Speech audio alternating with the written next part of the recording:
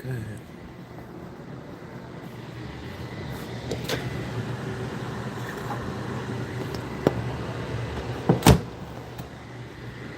Yes, ma'am.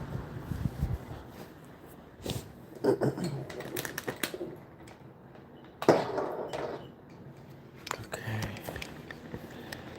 Y'all, I'm so excited. I was supposed to went live, but I'm a little late. I was over here meditating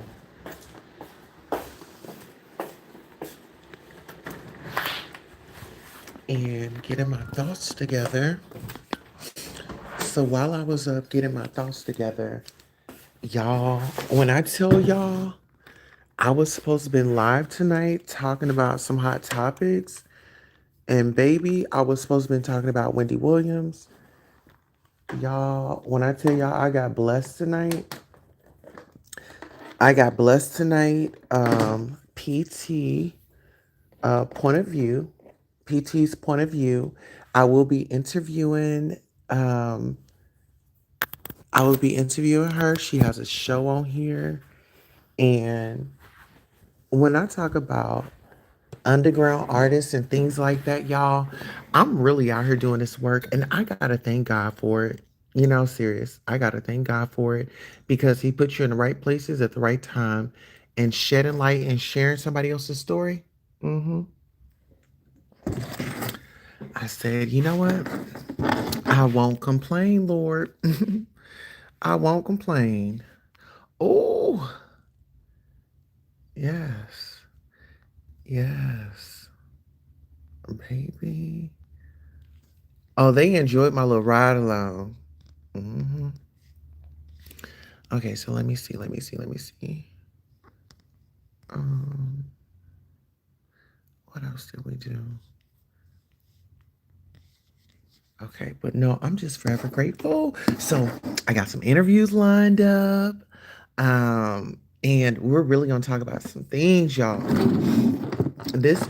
Listen, I told y'all this year God ain't playing. I mean, this year was just like a year where you really had to lean on your faith. I'm just saying, like, you really, really got to lean on your faith all the time. But baby, I feel like this year was a year of testing your faith, you know? I do. But also, I want to take a listen to Alexis K. Tyler. Yes, ma'am, child. Yes. All right, so let's get into this.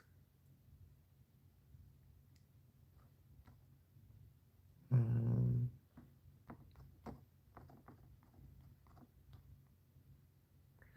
oh, darn. Hold on.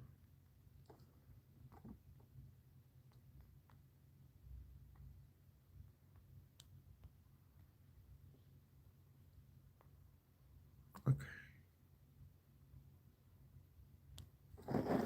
I wanted to talk. I guess a lot of people probably don't understand when I'm saying vagina power and wash your ass and how it ties into spiritual sexuality. I want to talk about this on many levels because many of us really don't understand the power of washing our ass and even dealing with people that wash their ass. Because what I'm going to say to you, I probably have, you've not thought about it this way, but I've thought about it this way, and I realize the significance of it. A lot of our women really don't wash our pussy properly, and I study my body, and a lot of us are not taught to study our body. Many of us taught that there's something very vulgar, very nasty. I remember when I was growing up, my grandmother raised me, and I never heard the word vagina. I didn't hear the word vagina until I went to the doctor, had gynecologists actually call it that word because my grandmother would say TT, PP, boo-boo. It was never any pride associated with the vagina. There was never any touching. No touching was encouraged. You always taught, look, just wash yourself and forget about it. Don't touch there. There's something very perverted about touching yourself there or making a reference to the vagina in any sense of pride. It was a big detachment. There was a disassociation in the female mind. If you're growing up around women like this, there is nothing taught about the spiritual connection to the vagina and the beauty of the sexual aspect of the vagina and how to really embrace it and learn to wash ourselves properly. That's why it's so important for us now to feel our vagina. Really look at it and study it as you wash it. Don't wash it and say, oh, okay, I'm stinking. I'm in a hurry. I got to hurry up and take a bath. I got to hurry up and wash up because I got to put my clothes on and I got to go. No, that's not the way we should look at our vagina. Our vagina should be taken care of with a lot of pride, a lot of dignity, and a lot of respect. When we go in to wash ourselves, even in the morning, it's very important. Caller, are you there? Yes. Okay, good. It's very important when you wash your vagina that there is a lot of time set aside for really washing your pussy because it's such a sacred event. And you set the whole foundation and the tone, the energetic tone for the day, the way you carry yourself, the way you think, and the kind of energy that you are radiating out to people that you interact with, because we all set up an aura for the day, whether it's a fucked up aura or it's a positive aura for the day, based on how we treat our own bodies and how we think of our vagina and how we even touch and wash our vagina. When we go in, like I said, the last show, it's important to study yourself, even when you sit down and urinate. All of this is a ritual. All this is a very important and very powerful spiritual sexual process. And when you use the bathroom, a lot of women, I'm in a tight, I got to hurry up. So we just bear down and just get as much urine out as possible, and we strain, we damage ourselves that way. We're not realizing it's very good when you use the bathroom, not to just sit down on the toilet and just push your muscles down, release your muscles, because we have a set of sphincter muscles. We have muscles connected to the bladder, to the vagina, the rectum, and the anus. They're all connected in a set between our legs. All those things from the front to the back are connected to each other. So a lot of women will have weak bladder muscles and weak vagina muscles. Caller, are you there? Hello, caller. 919. Yes, I am. Hey, Dr. Eyes, how are you doing? I am blessed and highly favored no matter what. How about you, my dear beloved queen? I'm fine, just teaching how you didn't think I recognized your voice, huh? You are the queen, of course. Thank you. It's very important. I was just going into teaching my lecture right now. You going to hang around and listen, or are you going to call back later with a question or comment? Doctor? I'll be listening, if it's okay with you. Sure, I love you. Thank you. I love your feedback later. Okay. What I'm saying to the women is it's very important that when you sit, to exercise the bladder muscles and even exercise the vagina muscles. Now, they're connected, but yet you can trigger a response from the bladder and the vagina separately. When you use the bathroom sometimes, you don't have to do it every time you urinate, but it's good to get into the practice to do it. You want to kind of squat instead of sitting down. And you want to release those bladder muscles so the urine comes out, and then you want to stop it in midstream, and you want to actually pull those muscles back in. You want to grip them really, really tight so that the urine doesn't come out. And if the urine comes out and you still have a little bit of drops, that's okay. That just means those sphincter muscles are a little bit weak, but the body has a memory to it. So if you keep on exercising those sphincter muscles every time you urinate, then that will help those sphincter muscles get stronger, and you can separately actually feel yourself opening and closing the vagina muscles so that they can get stronger and tighter as well. And it's good when you're urinating, of course, if a lot of women don't know, you don't wipe from your anus up to your vagina. You always wipe from the vagina or your urethra backwards. And you want to actually feel in there, because sometimes women will get toilet tissue, like rolls of toilet tissue caught in between the clitoris or caught around the vagina, and they can travel up into the vaginal canal or get stuck and be between the folds. You've noticed that too, Chris? Yeah, I'm getting teach right here. I said, really? I didn't know. Yeah, some women don't know. And it depends on the toilet tissue you use as well. If you wipe a lot, because sometimes I do that. I'm just like really, really paranoid about, am I clean? Is everything? And just use a whole bunch of toilet tissue, but it's good to check yourself. Yeah, and that's a good way to...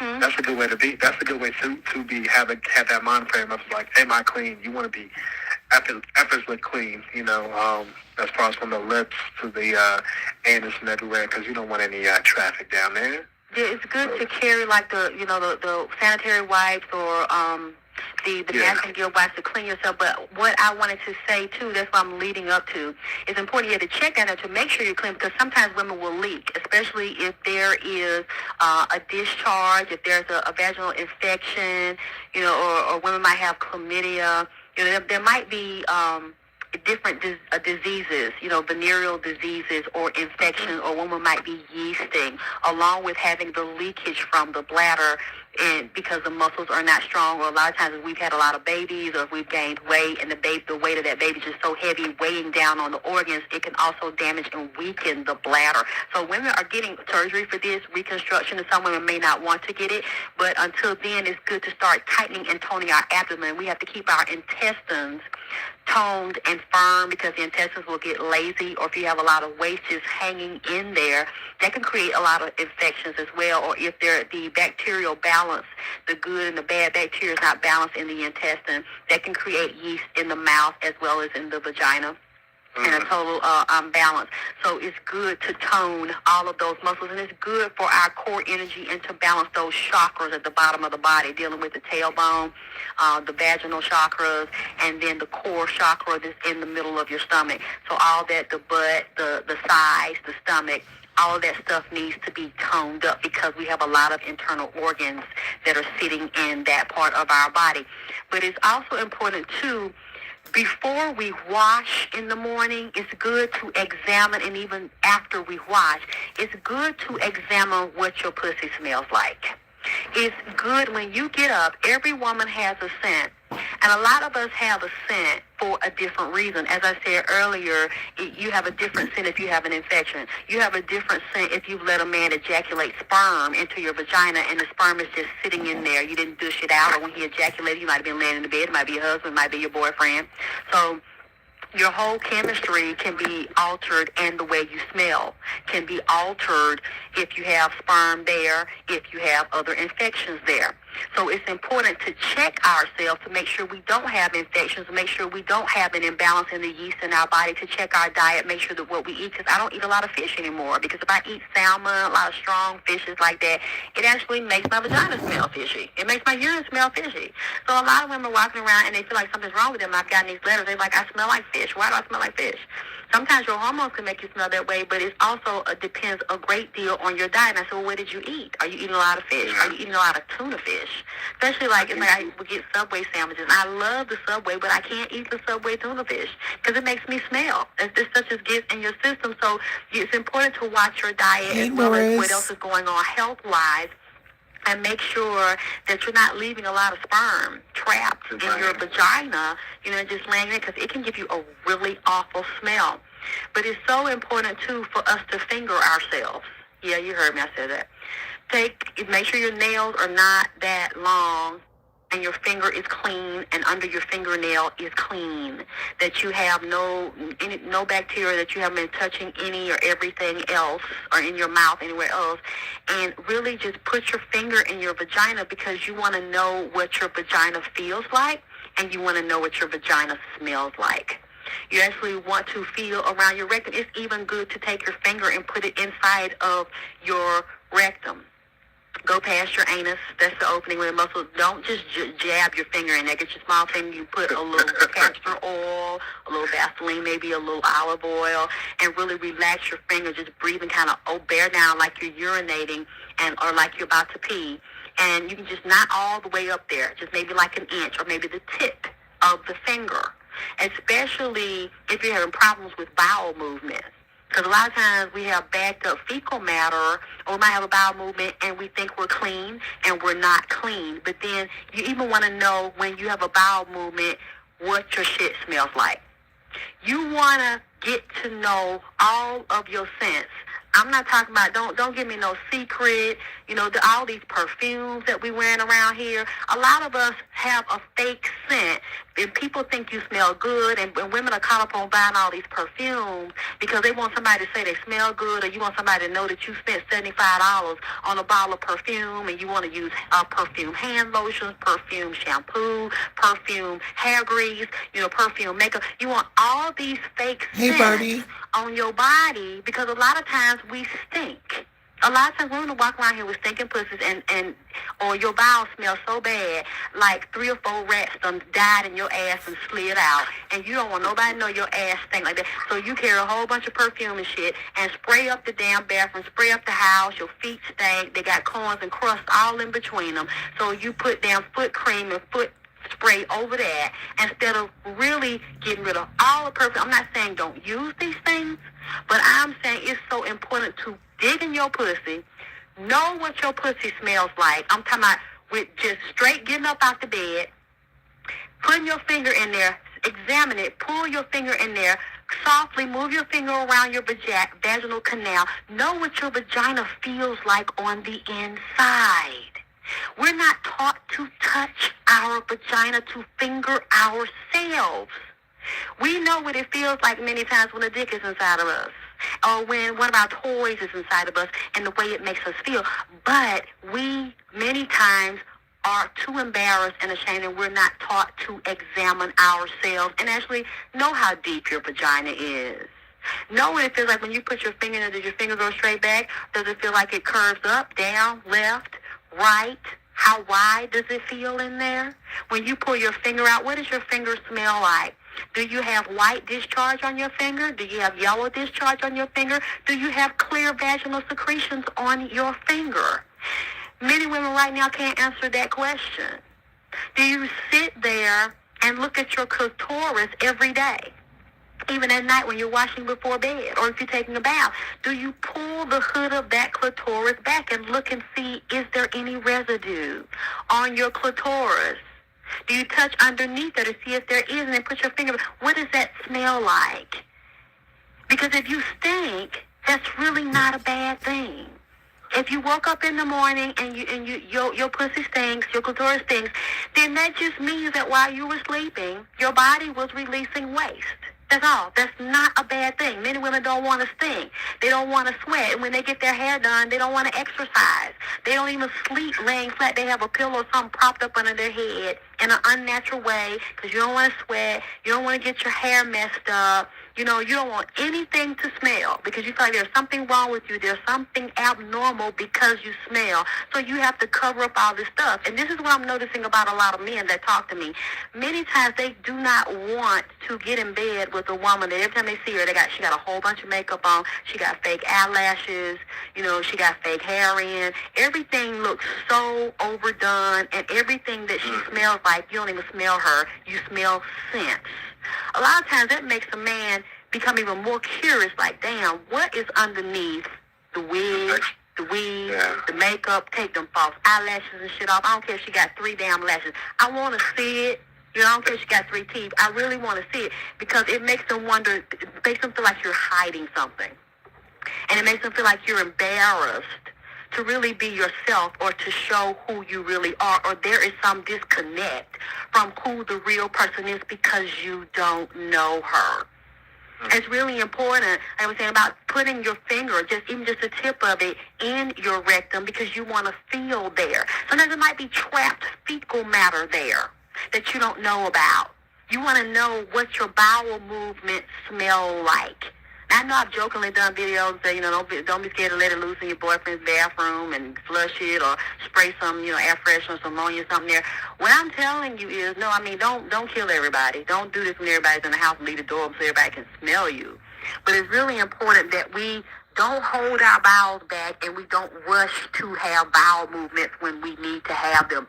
It is important that you know what your behind external like. You want to even look in the toilet at your own bowel movement.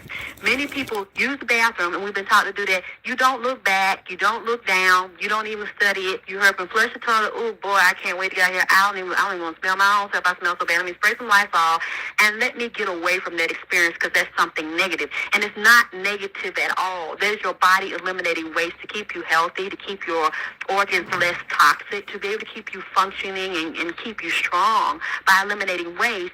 But there are different colors to waste that people need to be aware of, because that shows you what part of your intestine that is eliminating some old waste or some new waste. Is it really black? Is it really dark brown? Is it gold? Is it green? Is it light brown? These are things that we need to know. Is it coming out like a tube? Is it broken up? Is it more like diarrhea? You know, is it much of anything coming out at all? Is it more fluid? Do you see clumps, and do you see things that look like worms? Do you see things that look like little round eggs? Because that's a sign that you do have parasites. And if everything is always loose and runny, you know, that's definitely abnormal, because your bowels are not supposed to function that way. And if you have a really foul, putrid smell, like something or any and everything died up in you, that is a really good sign that you need to spend more time with yourself and change your water content and your diet, and you need to be detoxed.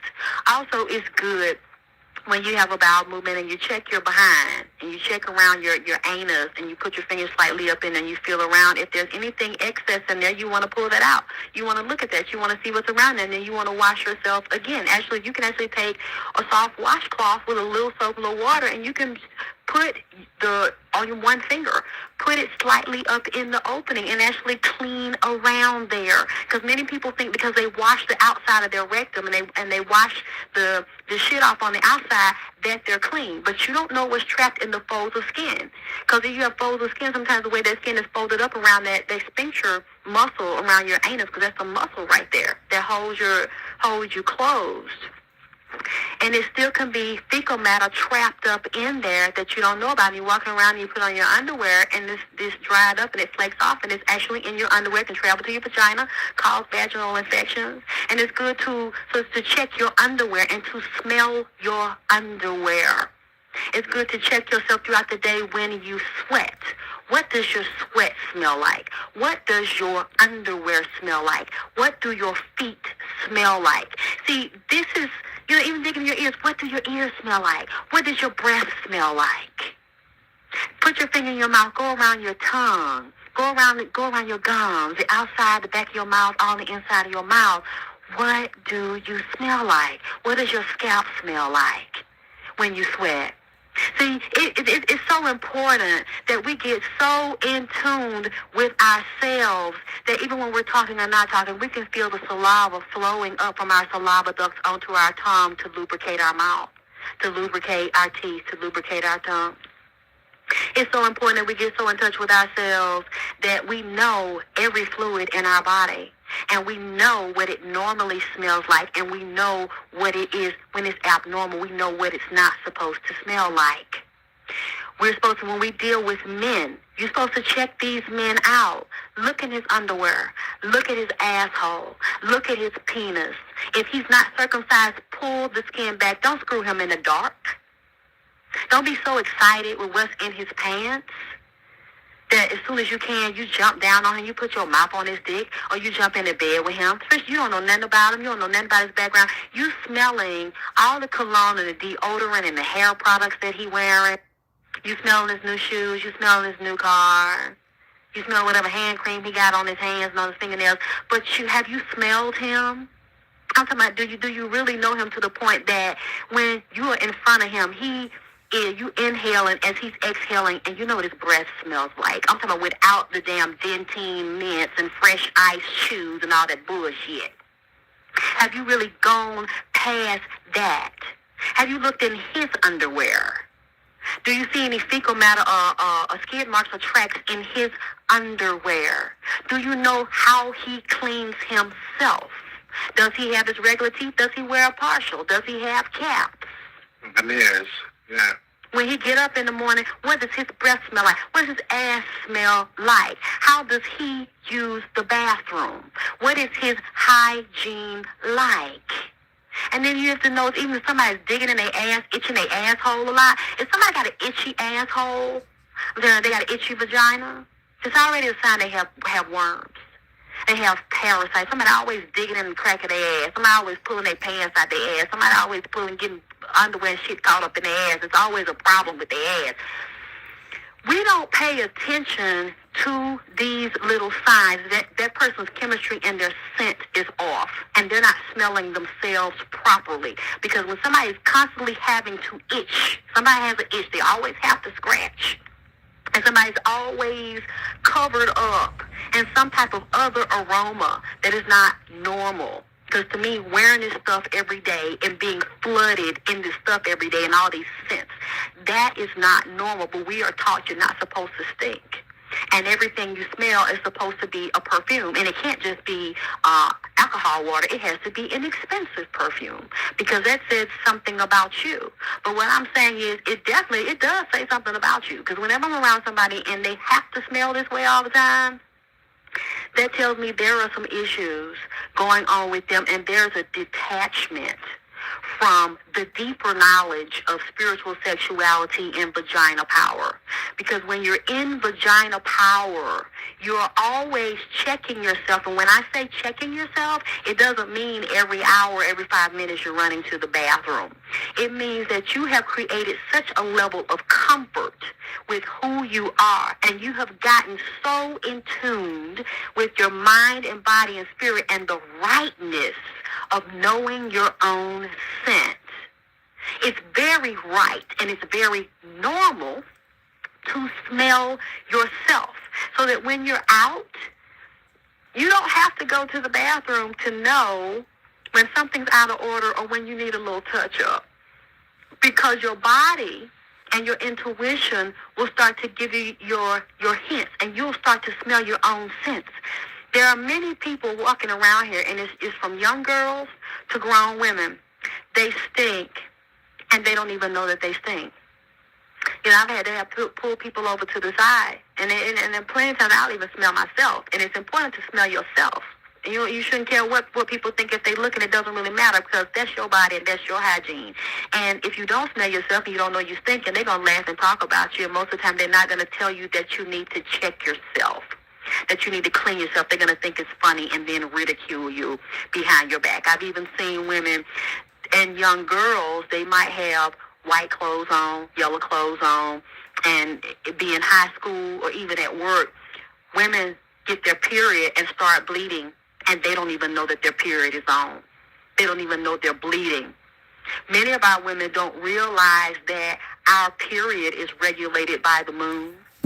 It's on a 28-day cycle. But, of course, we're on the Gregorian calendar, and European colonization has basically wiped away a lot of the original knowledge that our ancestors kept about knowing who we are and the cycles of our body. Our cycles of our body move with nature.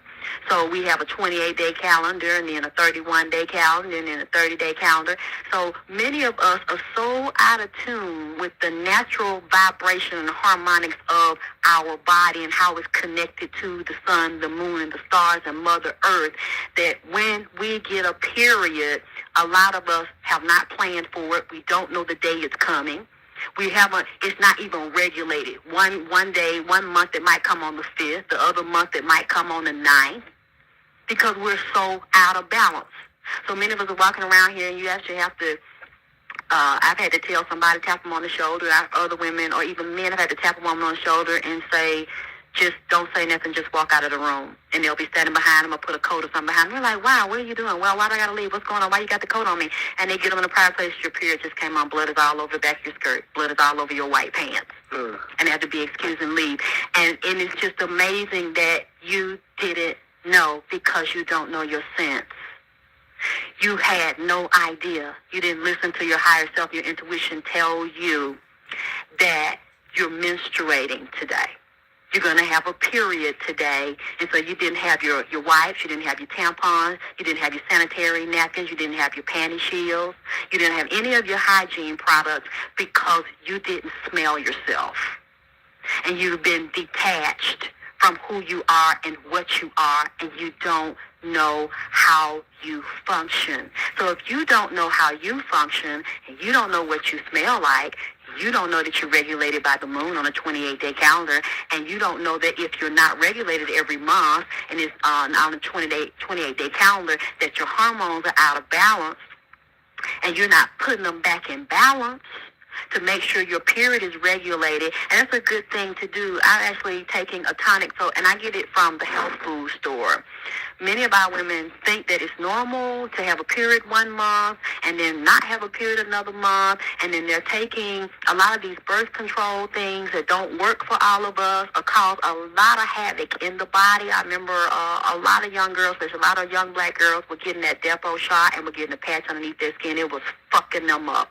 They were not having a period, or some of them were having a period every now and then that was spotty. And then some of them have found out from those birth control methods that they have taken, they cannot have children because it damaged their ovaries. Now, this was just supposed to be a birth control method, but it ended up fucking them up to the point that some of those black women now are sterile. And there is nothing they can do about it. Some of those birth control pills even cause brain tumors. There was a lady earlier this year, I got an email. She had started taking this birth control pill because she had 2 children. She was getting ready to I think, work on her master's or go into a doctorate program. So she felt like, okay, I've done the right thing. I'm married. I've had these 2 children. I'm going to take birth control because I want to go ahead and get my education. And got sick out of the blue, started blacked out, went into a coma. They did brain surgery and found out when they opened her brain, this woman had tumors everywhere.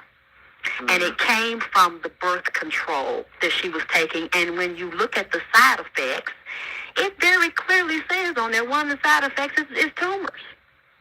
That you could possibly get tumors. So a lot of this stuff was not hidden. But because we're so out of touch with our own vibration and our own scent, and we don't feel the need, we don't see the significance of learning who we are and learning how we function and what to do and what not to do, that we don't learn and we don't read and we don't research things that are put right in our face. No, this is not going to happen to every woman that takes this, but it's a possibility this can happen, and you might be the one. This may be your day to get fucked up by taking this. So we take these chances with our vagina and our reproductive organs. So if you want to balance yourself, you need the right progestonic and estrogen, progesterone and estrogen balances. So I take a progestonic and an estrotonic. And those are broken down each day. So it's like for the first few days, like first 15 days of the month, you take one of them. I think I take the estrogen for the first 15 days. And then from there to the 30th, I take the progesterone. And it makes sure that since your period is regulated by your hypothalamus and your pituitary, your period comes from your brain. So if you have the right hormones in your brain, your period the body will regulate itself to make sure it's flowing on the rhythm. And when you get your period, it's so important to start writing down the day when your period comes on, looking at the blood. Many of us don't, I don't want to look at it. Oh, that's so nasty. Oh, I hate it's gone. It's on. I can't wait till it go off. Look at your period. Look at the blood that flows out of you. It's beautiful. That just shows when you get a period 1 month, okay, that was a baby, it was an egg that wasn't fertilized. And that is the beauty of life that flows through my uterus. My body is so beautifully, wonderfully, and incredibly made. You look at that blood. Is that blood thick? Is it thin? Is it clotty? Is it really choppy looking? Do you have a heavy period? Do you have a light period? Because what I've noticed is now that I'm regulating it with the hormones, and they're made from like Don Quai, all this is herbs that these hormones are coming from. I do not have cookie cravings, chocolate cravings, sex cravings, and I do not have cramps, and I don't have a big bloated stomach. So that's another myth that they told you that you're supposed to have stomach pains, cramping, backache, nausea. Oh, you're supposed to. Some women go to the hospital. They're put in the hospital because their pains are so deep and they're so severe. What I'm trying to tell you is that's not normal. But because you haven't studied your own body and your own rhythm and your own sense and your cycles, you don't know this. So you're thinking that this is something that this is just the way it goes. You want to actually notice what you smell like when your period is on. You want to know how your bowels are functioning. Because some women say, oh, this period, but I hate the way it smells. It stinks. Really? It does? Well, what does it stink like? And when does it stink? Is it every day your period's on? Is the first day your period's on? Notice your emotions. Notice your mood swings if you got some. Because if you got mood swings and you're irritable on your period, I'm telling you right now, you're out of balance. Because it's not supposed to be that way. And you're not supposed to frown on your period. Do you realize when you're frowning on your period and you're dreading the day that this comes, then you wonder why your body shuts down on you and you feel so bad because you just cursed it. You just said the period is a negative thing. It's a curse. It's evil. You know, you don't want to have it anymore. You can't wait till it stops coming. And so your body starts taking you through changes, and then you get mad at your body. But this is what you spoke on your womb. These are the negative things that you said about your womb and the way you smell and the way you feel, and you hate to see this coming. So your body's just giving you what you just said and what you just thought.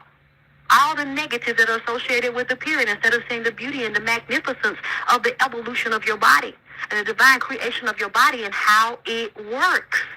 Find the solution. Now I'm telling you that is not the normal solution because I don't have that problem. And you're not supposed to have that problem either.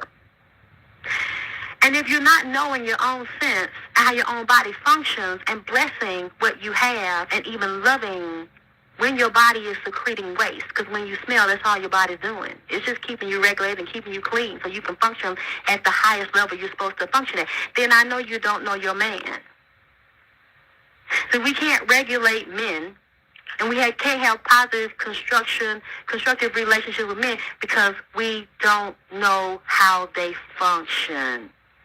We don't know the cycles that they're on. We don't really know how they think. We don't know what they feel. We don't know why they feel it. We're not in touch with their emotions. We don't know how their hormones work, what hormones they have, what makes them tick. We don't know the structure of their body. And I'm going to do more shows on this because we have to go to school. And being in vagina power means that we have to be educated not just about our own body, mind, and spirit, but also the body, the mind, and the spirit of the man that we lay with. We have to know the divine consciousness of his sperm. I have to actually do a show on penis power so that you can know that not only is the penis spiritual and sexual, but also the sperm and the consciousness of that sperm. Sperm is so intelligent and sperm is so divine that it automatically knows what to do. And a man does not consciously have to tell the sperm what to do. A man can project his thoughts because he knows what his intentions is when he puts his penis in a woman's vagina or her mouth or her anus, and he knows what he wants to project. But also there is a higher subconscious, very metaphysical power and knowledge that is in the consciousness of sperm. And we have to be able to read what is in a man's nuts.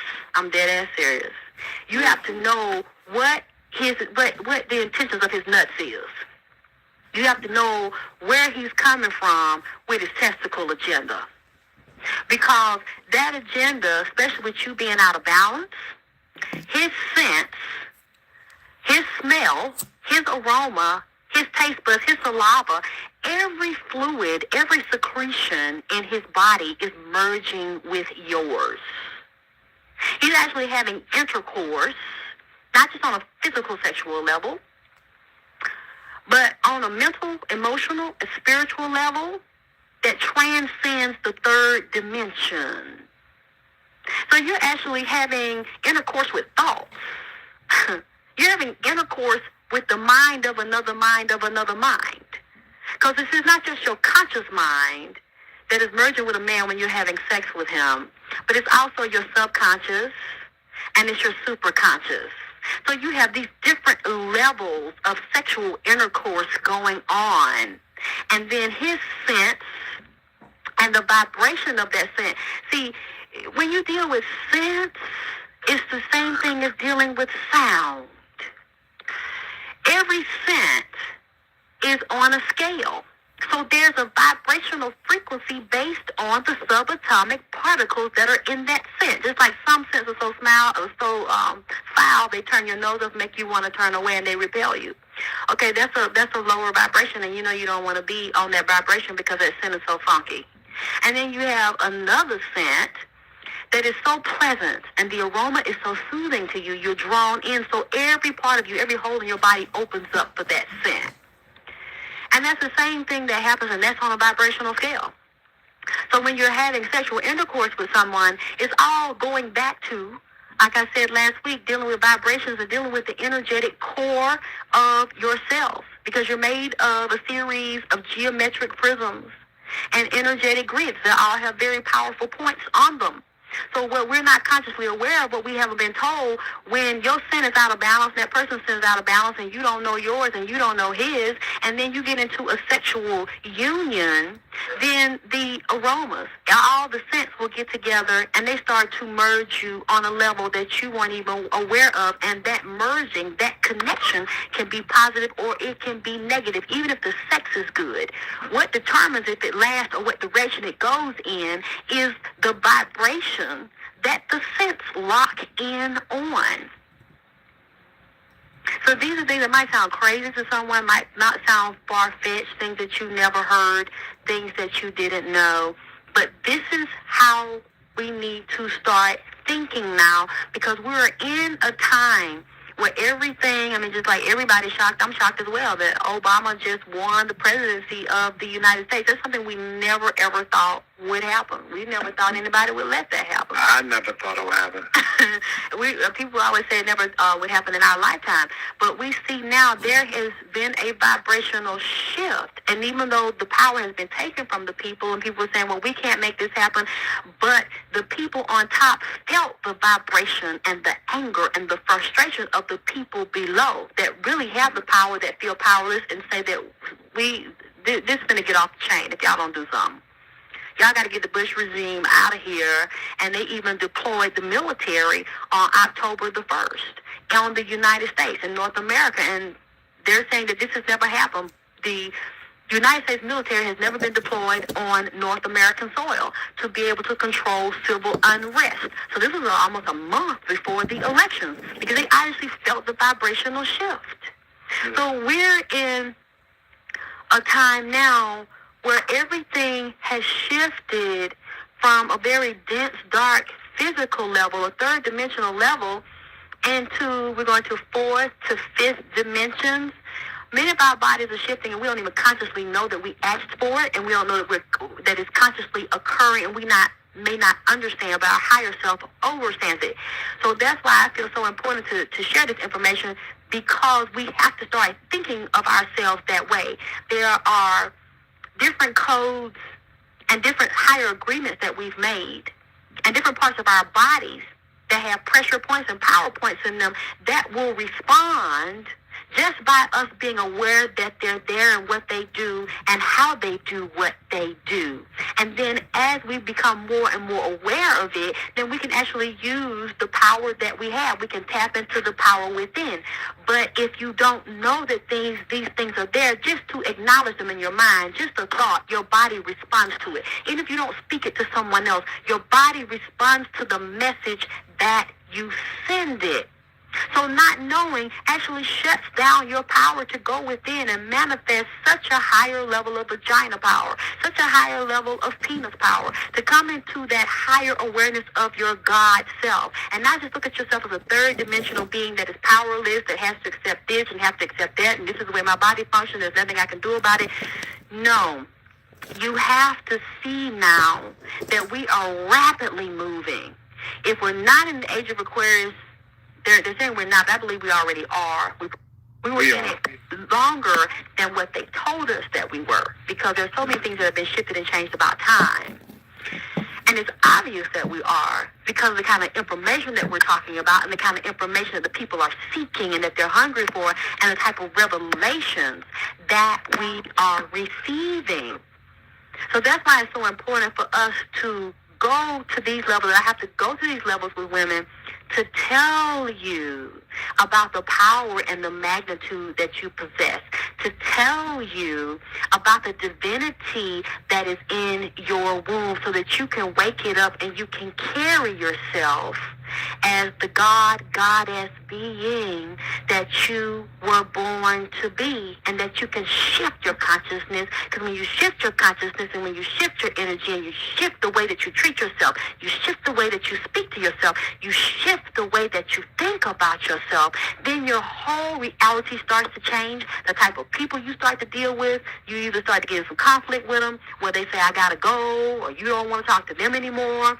It actually starts to create a whole vortex of new energy to move out the old that is not necessary, that's not doing you any good or holding you back. And it starts to create a whole nother opening to draw in a higher vibration of people to nourish you where you are, and then help to eliminate all the garbage and the clutter you have in your mind to raise your vibration up to be what you need to be. Do you have any comments about that? Where's Danielle? Hell if I know, but I'm here with you. But I'm learning a lot. I'm learning a lot from what you said. One thing that you said probably about maybe 20 minutes ago, as far as like what you intake with your body, and you are really what you eat. So as far as what you put in is basically gonna go into your body and swish around. So as far as with the tuna fish and not eating the salmon, and because sometimes you are what you eat, and you do get that smell. Like I love garlic, and there was a period of time where if I worked up a sweat, I've really, I had a garlic like sweat, and so I had to lay off that, and I don't have that problem anymore. But it goes to show it, you are really what you eat. Oh, hold on, I think I got a caller. Caller, are you there? 614. Alexis? Yes. This is How Elegant, and I want to tell you that you brought me here to Blog Talk Radio. And your first show I ever heard, and then I heard the Dean after that, then I heard Nikki Love, and I've been, talking, and I just am so happy that you are back on Blog Talk Radio. I followed you on my station, you disappeared, you had your own website, and I heard you say that you got all hacked up on the computer, because the information that you are giving is vital to women. And I was looking for it, and I so thank God that I found you. I really do. This is the answer I was looking for. I mean, you come out straightforward, hard-hitting. You explain everything in layman's terms, even though I know you can explain them explicitly, like medically, and I know that you studied this. So thank you so much for coming back. It's not going to make you my first favorite again. I was like, well, she's not coming. And I saw you. I found you. I'm glad. Anyway. Yay! I'm just saying, I don't know if people are calling in and telling you that, but I've been seeing your name coming up and up and up on the homepage where people have been listening to your shows, and I came in here, and it's just very classy, and, you say watch your ass, but you know what I'm saying? You lay it down where everybody can understand, so that's hot. That's hot fire. So. Thank you. I appreciate you so much. All right. Well, you have a wonderful evening. I'm going to go back and listen to the show. Thank you. You too. Thank you, caller. Hey, we got a caller, 404. Are you there, 404? Yes. Hello, Alexis? Hey. Hey, it's me. I've been trying to call. I'm loving the show. You are so on point with everything that you are saying. Thank you. Yes. And definitely with the period, like I like a lot of the black girls that I know, it's like they dread their period. They're constantly thinking they're dirty, they're douching, they're putting tampons up there. And from my understanding, I've always been told douching is not good, and tampons are not good during the period as well. You know what? I really don't use them unless I have to use them. In those cases, yeah. But I know a lot of people, they don't take the time with themselves, and we're not taught to take the time with ourselves. Because I know when my grandmother was raising me, my grandmother, you know what, I never knew my grandmother had a period, because I never ever saw tampons. I never saw sanitary napkins in the trash can. I found out my grandmother would hide them. I remember I was looking, she told me to get a towel or something out of the closet, and I looked at the bottom of the closet, because we had this long closet, and my grandmother had them hid under all of these bags and stuff. Wow. And that instantly told me this was something to be kept secret. This is something you don't discuss. And when before my period came on, I came from school, and my aunt was there, and she was like 6 months pregnant. And she said, my grandmother said, go to the girls' club. They got something they want to tell y'all down there. And they told us about our period. And I'm like, why are these women sitting in here, one pregnant? My grandmama done had 3 children, and she got her sanitary napkins hid in the closet under a whole bunch of shit. And my aunt, with this big old stomach, knowing how she got the big stomach, won't even tell me how you got it. And it all started with the beauty of your body evolving from a little girl's body into a woman's body. Everything is dropping because your brain says so, and you're getting ready to menstruate. This is like ushering in you to your divine goddesshood, because people don't realize that the period is a manifestation of the goddess. Yes. This is a very powerful, you in a very powerful spiritual place when your period is on. You know, there's a lot of women that do sacred rituals with period blood. Yes. I'm actually. I can see that. But I know a lot of like the older women in my family. My mother would tell me, like, they would tell her that your period ain't nothing but a curse, and in the Bible, because a woman is nasty, a woman is dirty and vulgar and filthy, like you were saying, and that's why we have pain during our periods, and this is why we suffer, and we just need to suffer through it. And my mom, being somewhat rebellious, she was like, no, she doesn't agree with that. And she never instilled that in me or my sister. But I know a lot of the women, especially the older women in my family, they think it's just all bad. The vagina is bad. I know my grandmother used to call, the vagina like the pee-pee, or like something real crazy. She called it the funky dump. Yeah, so it's a lot of stuff that we have, and we pass down to our daughters and women in our families. And that's why I'm doing this show, so we can stop it, because even as a little girl, I just knew that there was something wrong. It's like when I see sanitary napkins hid, and then when you don't want to tell me this, and this is something bad, I just started feeling like I got scared. So I was always scared before my period ever came on, because I was told, this is something that's awful, it's going to hurt, you're going to bleed real bad, you should wish to stay a little girl, you shouldn't want this to happen to you, because, it happened to me, and it's so awful. So you start programming that little girl to, let me see, can I not let this happen to me? Let me stop this, because this is going to be an end to my life, but this is going to change my life for the worse, and this is going to be the curse that now I'm going to inherit in a few years. It's going to happen to me when I'm 9 or when I'm 10 or when I'm 12. You are really programming that little girl to hate herself. Yeah. You're giving her the conflict, because you see the conflict we get? Okay, we get the conflict because the period, and you told that it's negative, and your TT and your boo-boo is negative, and you can't call it a vagina. Oh my God, and I can't tell her this. I got to watch her now. And then women start attacking.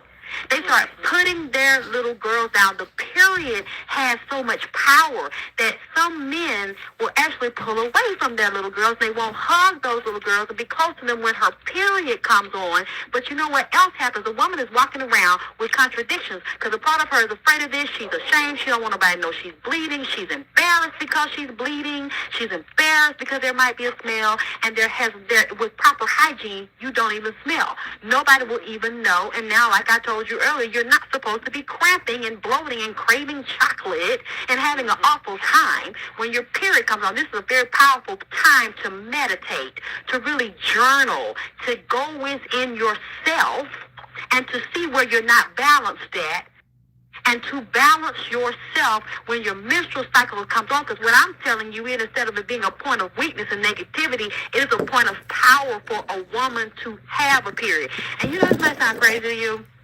but what really, really helped me to learn to love my period and just hold my womb, and you ought to do that throughout the day. It's like when I get my period now, and even throughout the day when it's not on, I will just like hold my womb. Because, like, if you go down right above your pelvic bone, right out the outside of your vagina where you see the, pubic hair starts at, below your navel, that's around the area where your reproductive organs are. They're really tiny. And a lot of us don't even know where to find them at. So it's all right in that spot, right there behind your intestine. And I just hold it. And I say, I love you. I love my reproductive organs. I love my uterus. You're so beautiful. I love my period. Thank you for making everything function properly. You are so beautiful. I'm so happy you're working properly. This is not what we're taught to do. Because it's like you're so focusing on the negative, and it's just like loving, honoring that place in you. And then when we walk down the street, you have to think about this. Like I was talking about, the daddy's getting scared and the mama's getting terrified, and the daddy not wanting to touch her little girl anymore because she's bleeding. Now he is depressed. Many men get depressed and start going through a whole bunch of drama, and it brings them down when their daughter gets a period, because they think that because she gets a period, she fucking, or she gonna get fucked and she gonna get pregnant and bring a baby in the house. Why does that have to be the thought? Why can't this be just like they do when boys, Jewish people, or not Jewish people, because it's not a race, it's like a religion. They 13, they do a bar mitzvah. Why can't this be a celebration? Why can't there be a party? Why can't they worship and bring in the spiritual, sexual goddess energy when this little girl gets the period? Because now she's going into her womanhood. There's a goddess blooming. You don't hear people celebrate like, oh, shit, man. Yeah. Like, I can take her to get her some damn pills because now her period came on. Yeah. I know she's going to come up with a baby. And then what we don't realize, we don't teach our little girls, because this should be the point of education for her. Right. When you're teaching her to hate herself, she's got the negative attitude. But you know what? The boys, they start slobbering like a wolf, walked up on a damn hen house. They start salivating because what we don't realize, like we're talking about the sense. Okay, many times a man will subconsciously know when a woman's period is on. Yeah. Many times a man will know when a woman's ovulating and she don't even know it. He knowing when she needs some dick and she don't even know it. Yeah. So it's like these little girls are walking around here already scared, already feeling these hormones. I already want some dick at 11, 12 now, from what I'm hearing. Getting pregnant, grown men are screwing these little girls. Getting these little girls pregnant at 9 and 10 years old because they're getting periods at 8 now. And they have no guidance. And these parents are turning them out, oh, she hot, she fast, oh, she even hotter now because she's bleeding. You're not telling her this. So men are out here because everything is energetic and particles actually move in the wind. You never thought about when people die, and when they get trapped, you find a body trapped in a house. Somebody's been dead a week, and they find the body, and the body has already got maggot eggs on it. How did the flies know? And how did they get in the house to lay the eggs for the maggots? So that the maggots can start to do what they do. Because it's a natural process for a maggot, for a fly to lay an egg on the body, for the maggots to start consuming the body. That's their job. And then you wonder, okay, if a living person, now flies are in the house, why don't the flies lay on you and lay eggs on you? Why don't maggots get on you? And why they get on the dead body? You know why? Because there is a scent that has subatomic particles in the scent that become airborne, and they start to fly, they start to float. The wind starts to carry them. So that's why vultures know where to go get a dead body and eat it. That's why the flies know where the dead body is. So it's the same thing with us. When we are menstruating, especially that woman's not cleaning herself properly and she gives off an odor. Do you realize that some men like funky pussy? Some men like bloody pussy? So when she's bleeding, that makes their dick even harder. That makes them really want to get at her, because they like to be having sex with a woman, penetrating a woman, and she's smelling that funky scent. It's a rush for him. And some men, after you have intercourse or when you wake up, they say they like funky pussy in the morning. Don't put no soap on that. Don't hit that ass. Don't wash it. Because I want to hit it raw just like this, stinking and everything. I want that scent to just go all up my nose. I want to cook it raw. Really? Because everything is based on scents. Because scents have vibrations. And they give off a certain energy. And this is why we need to be telling these little girls this. This is why, as women, we need to be thinking about this. A lot of times we have subconscious shame in our subconscious mind because we don't think about the program we got as a little girl. So that's a very important. We need to start journaling and writing down things and looking backwards before we move forward, because we have to come up with why we have the ideas and attitudes about ourselves now, and why a lot of us have self-esteem issues, and why we have hate issues around our womb and our period. We need to start journaling every day, especially when our period comes on. Knows, what are you feeling like? Are you pissed off? Because I talk to a lot of women, they're pissed off. They're just furious. When their period comes on, and the whole day is going to be fucked up because I woke up and I'm bleeding. Why? What is that about? Why are you angry? Because I get happy when my period comes. I'm like, oh, yay! You're doing your thing. You working properly. I don't want to wake up like, oh, shit, menopause. I ain't finna be in that club. Y'all can be in that club all y'all want to. Y'all can pray that y'all pussy dry out and don't leave no goddamn more. I ain't with that shit. I ain't going for it. I ain't going down like that. I'm going to do everything I can to balance myself and keep my body functioning properly. And two, a moist pussy is important. But like I said, the type of moisture you got definitely needs to be checked into. Is the moisture yellow? Is the moisture thick and look like chalk coming out your pussy? Put your finger up in there. What is that? What is it looking like? What is it smelling like? Because that's the wrong kind of moisture. You don't want a whole bunch of yeast, and you don't want yellow discharge coming out of you. Right. That's a very bad sign. You need to go get a check up. Because sometimes women, we have infections and we don't smell. Some women don't stink. Some women have HPV. They have herpes warts on their cervix, and they don't even know they're there because you didn't go get checked, you didn't smell anything, you didn't notice any discharge, and whoever you were sleeping with didn't examine you.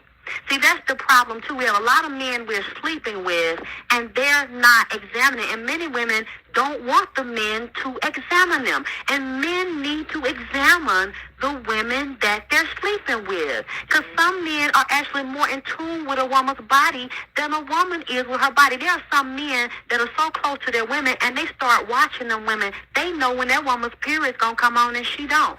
They know when that woman's ovulating and when it's time to get her pregnant and when not to get her pregnant, because some men don't like to use condoms.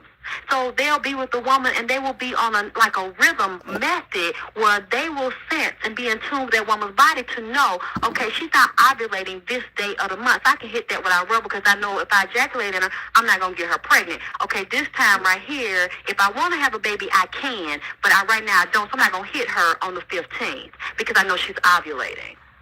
See, these are things that it's also important, too, for a man to sense you, to touch you, not just for sexual intercourse. But when he's touching you, he is so in tune with you, spiritually, mentally, and emotionally, as well as physically, that energetically he can touch you, and his penis can penetrate you, and he can know when something's out of balance. See, that's where we need to be. But to be there and to be able to open yourself up to a man's soul like that, where he can see through you and you don't get embarrassed, where you can be safe. See, that's the thing. We're not even liking ourselves, and we're not so comfortable with ourselves, so we can't be vulnerable. We can't let no man break us down like that, because we think, no, if I open all up like that, oh, he gonna hurt me and leave. He gonna dog me out. He gonna cheat. And that's not what all men want to do to us.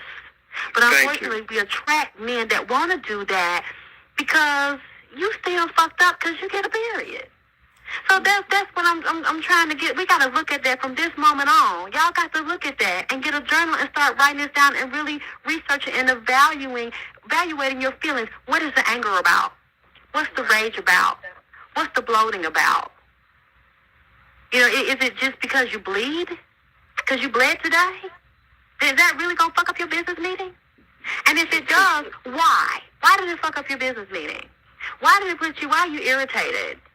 Oh, is it because you didn't take Midol? Just because this was happening to you every month? Yeah, it happens to you every month because you're ignorant to who you are. Right. And you're ignorant to really what time it is. I'm telling you, there are natural nutritional supplements. There's also yoga. There's also meditation. Are you drinking a lot of water? Or are you cramming on sugar and chocolate? You know, or are you not eating anything? because your period is on? Are your bowels being regulated during this time? Are you having calming, soothing teas? Are you having calming, soothing thoughts? You know, what is this shit about? And how many layers of it and how deep does it go? Because it's a program. It's a negative program that you've accepted, and you're saying, this is what just happens to me. This is how I'm going to be. Many women already get in their head before they come on, be fucked up for about 3 or 4 days, and I ain't going to want to talk, and I'm going to be evil. I'm going to cut everybody's throat this month. And if I'm a supervisor, they better not get in my way, because supposed going to be fired or suspended or some other kind of shit, because I'm bleeding. We got to look at all of that. Yeah. This is true. This is true. I'm learning a whole lot from this conversation as far as, like, the female body. Yeah. And you are totally right as far as when a male can figure out when the female has a period or when does she need dick or whatsoever. You are actually very true. No, you're serious. Because there's a sense, I get a sense, I'm like, oh, like, you know, my spider senses are tingling once I hear something. So there's certain things I do know. It's so important, too, during that time of the month that, and even like I was saying, when we see, because I know I had to stop going to, we have to watch everywhere we go, everywhere we eat, and who we're associating with, and the energy and the thoughts. I want you to do that at least for a week now. Start to watch who you talk to, what you talk about. Listen to your thoughts, especially when you feel something negative about yourself, when you think something negative about, and start studying what you smell like. Start studying your body. Of course, doing the exercise when you urinate to open and close those muscles, to start to tighten and strengthen those muscles, the bladder muscles and the vagina muscles, as well as the rectum, the anus muscles, if you feel like you need to tighten those, because that whole bottom, that perineum, needs to be tight. It needs to be toned, because whenever we have lazy intestines, whenever we have a lot of flab and fat around our abdomen, that stomach's hanging, it's not strong, we're going to have some back problems, we're going to have some abdominal, we're going to have some bowel problems, and we're going to have some bladder problems. And definitely if you've had a hysterectomy or a partial hysterectomy, I really, really hope that before you do that, you really look at the natural alternative, because you don't have to get a total hysterectomy. Especially a lot of women think because they have fibroid tumors, they have to get a hysterectomy. No, you don't. There are holistic practitioners now that can actually show you what to take and how to clean your body of parasites and clean your intestines, and even the herbs to dissolve fibroid tumors, and they never grow back. It's not normal for us to have a fibroid tumor. There are mental, emotional, spiritual issues and diet issues and parasite issues that cause fibroid tumors to develop and grow and get this big as grapefruits and oranges in our womb. So it's like we're perishing because of a lack of knowledge. But whenever a woman gets a total hysterectomy, see, you have like ligaments that hold your uterus in place, and it's like a lot of stuff sits on top of the uterus, sits on top of the reproductive organs. So when we get that stuff taken out, they don't tell you that it messes up your back, it messes up your intestines. I know women that have had total hysterectomies. Many of them can't even have bowel movements, and that stuff gets so packed up in them because it actually starts to kind of compress your lower back. It actually shifts the spine. It causes back problems.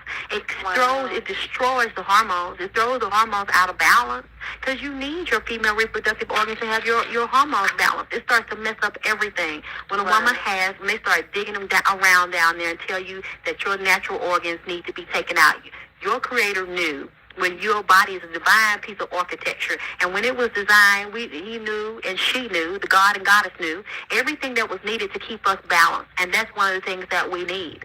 So a lot of women actually have to put their fingers up in their intestine and actually in their rectum and pull out waste, because the bowel is just hanging, because now it's a hole there where your uterus, your fallopian tubes, where everything, even if they take, some of them are so radical, they even take the cervix out. So you just got to open like a hole where all your reproductive organs were, that had ligaments in place to hold everything up, to hold your intestines up over, and the intestines are long and they're heavy.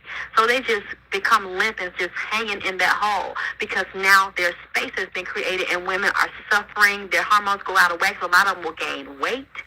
A lot of them have a whole bunch of hot flashes. See, this is not the education that many doctors will give you. They just want to do surgery because they make more money. Insurance companies will pay more if they cut you up and they gut you, because it's basically what it is, a gutting.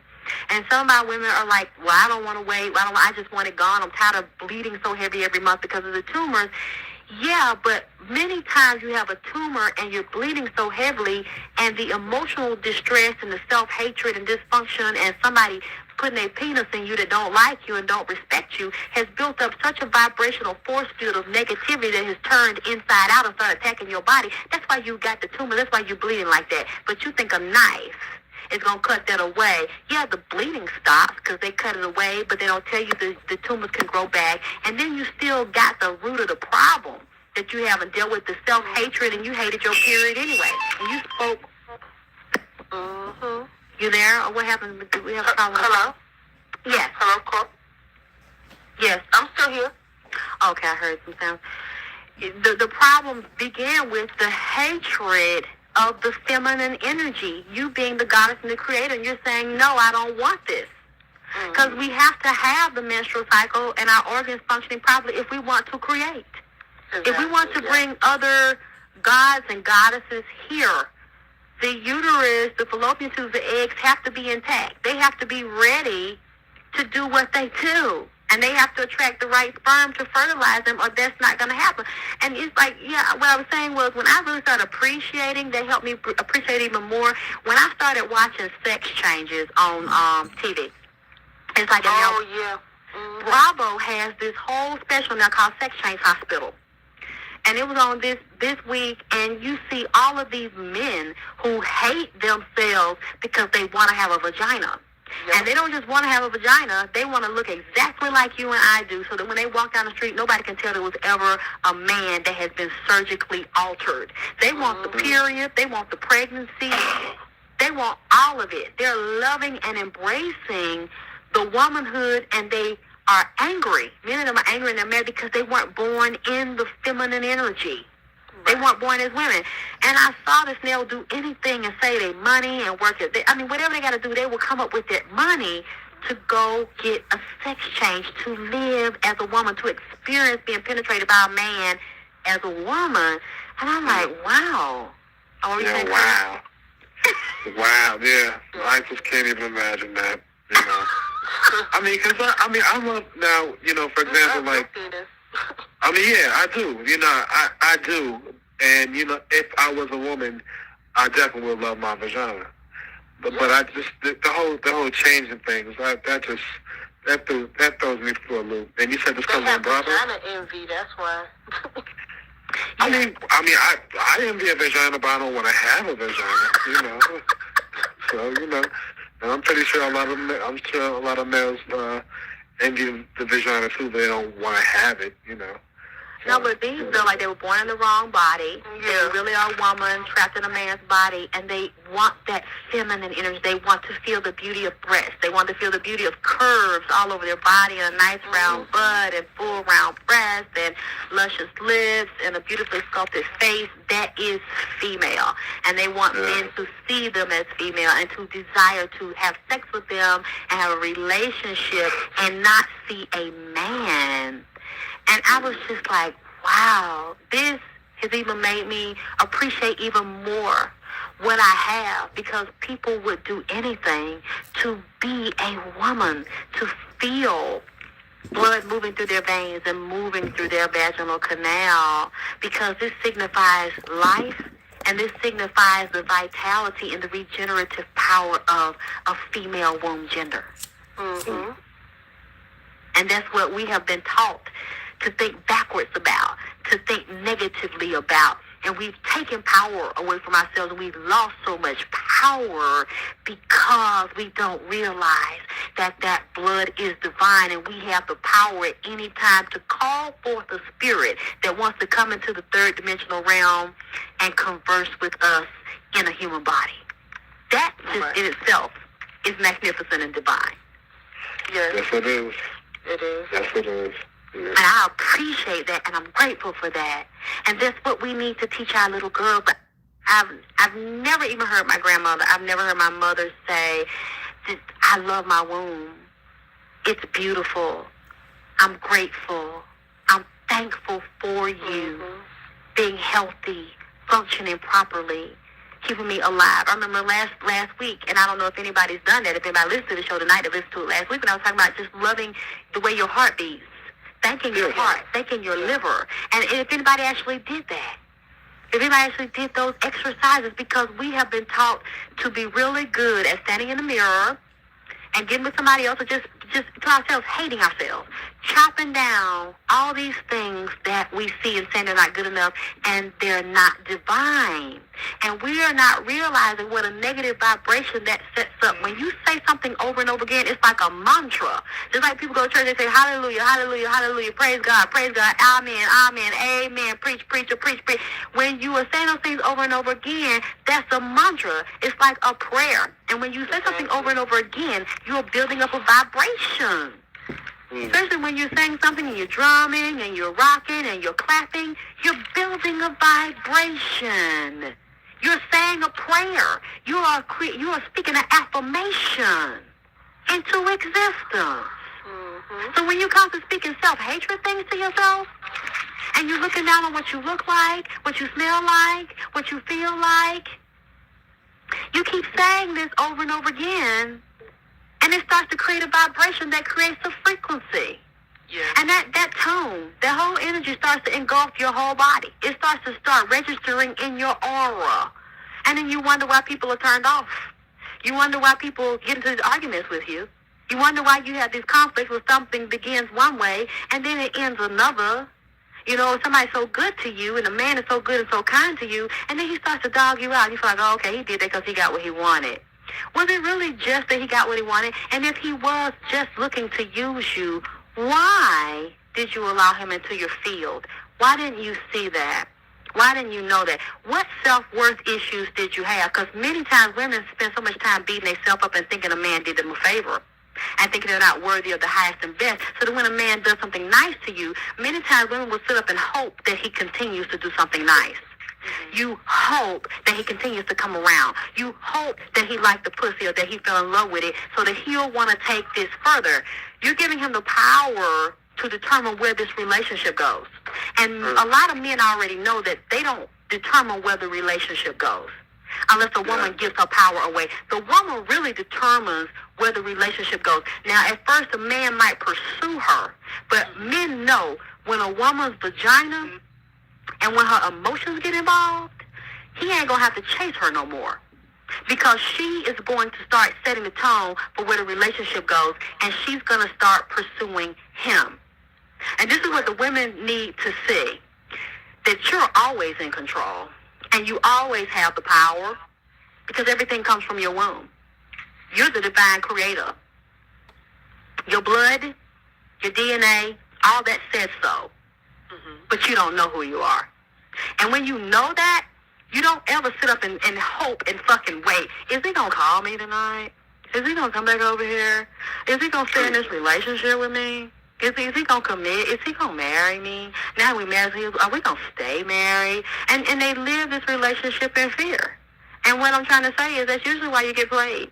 And it's usually why there's dysfunction and drama, because we push the men away and we don't even realize that we push them away because we forgot that the men don't run the relationship.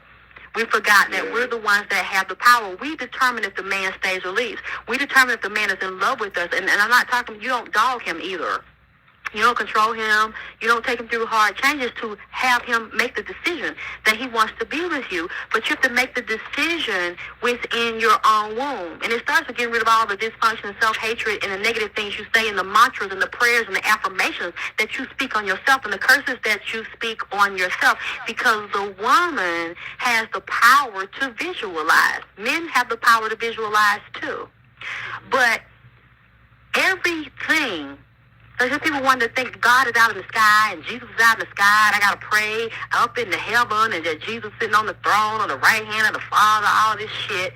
And that I pray if I keep on asking and asking for $1 million or asking for a car or asking to be saved or asking to be healed, that one day Jesus going to hear me up in the sky and going to answer my prayer. And if it ain't answered, it's because I didn't have enough faith.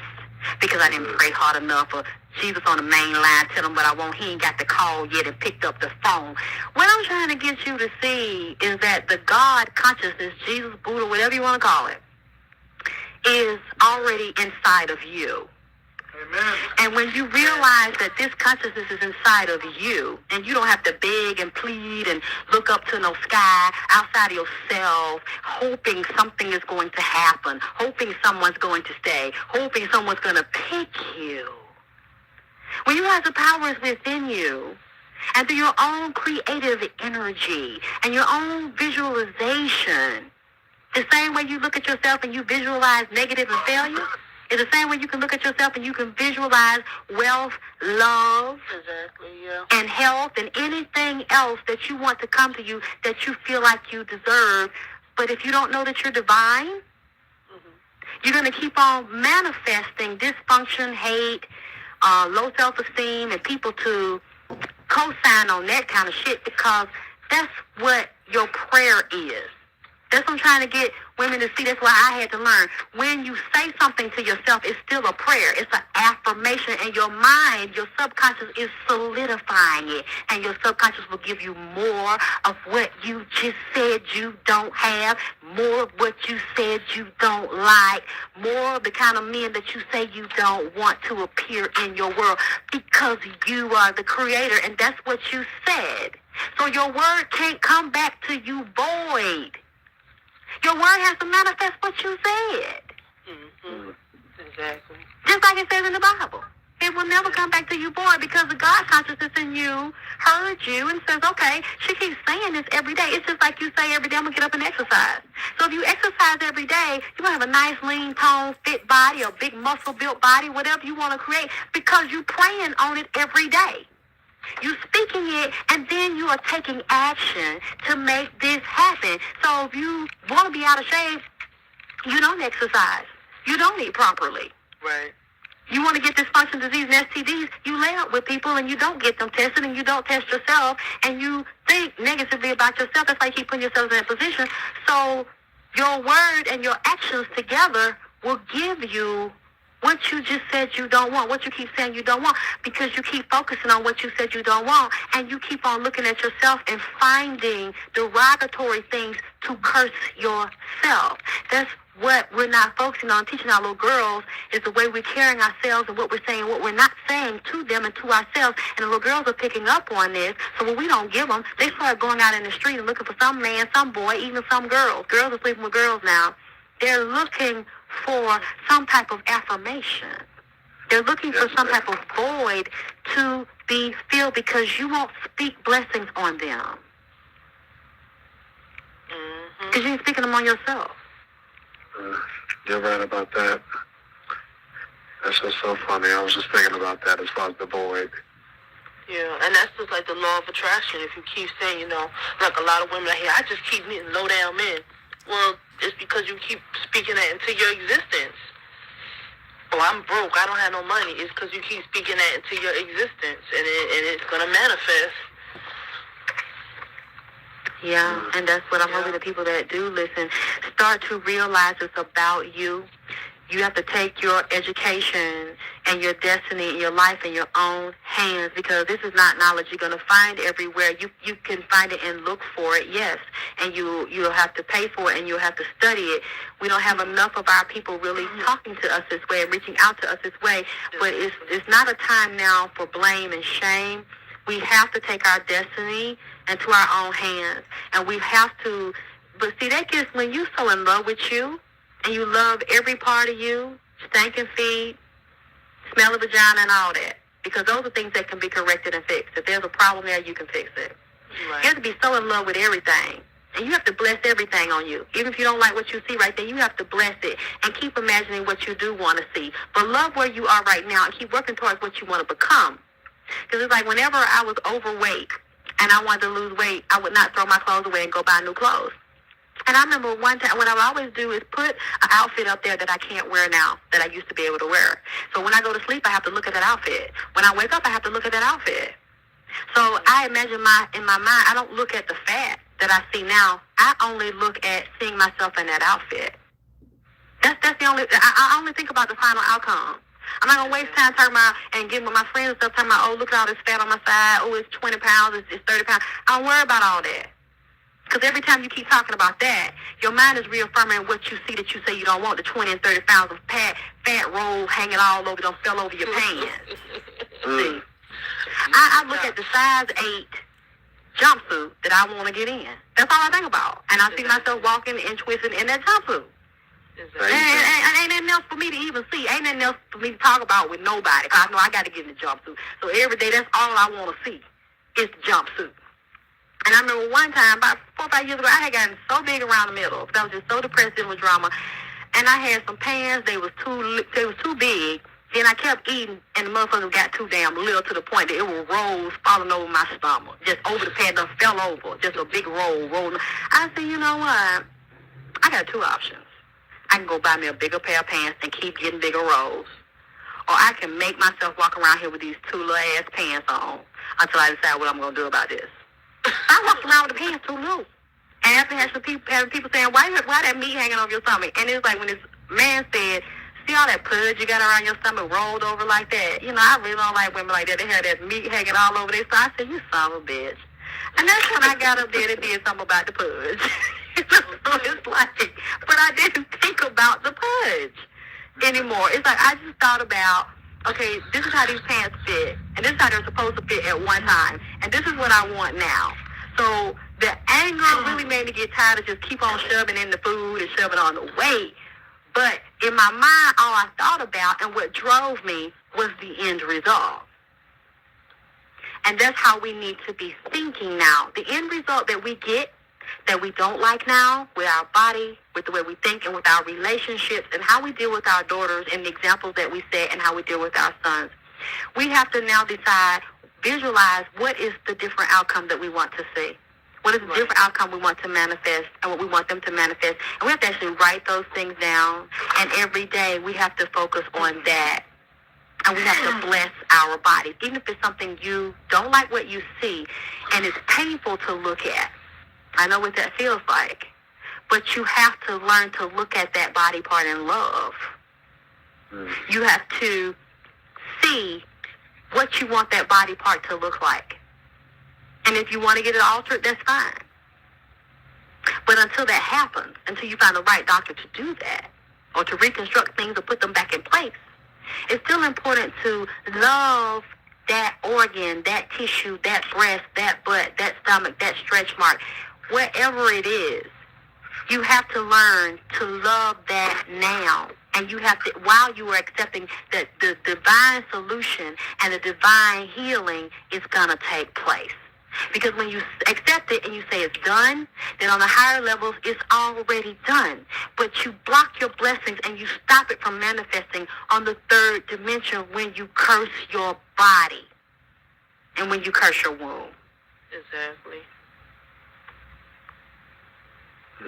You know what? I don't know what's going on here. I still can't see chat. Or is anybody in chat? Is the chat room up on anybody else's computer? Do you see a button, a green glowing button that says start chat session or start session? I don't. It's not on my computer. I'll refresh my page to see if it's up again. I just see the orange button on my page that says click to listen. Oh, you're not even. Oh, yeah. Click on. Well, are you signed in? Of course. Cause I had to I'm sorry. I'm asking crazy questions. Yeah, when I refresh it, I see click to listen. Well, you on your switchboard.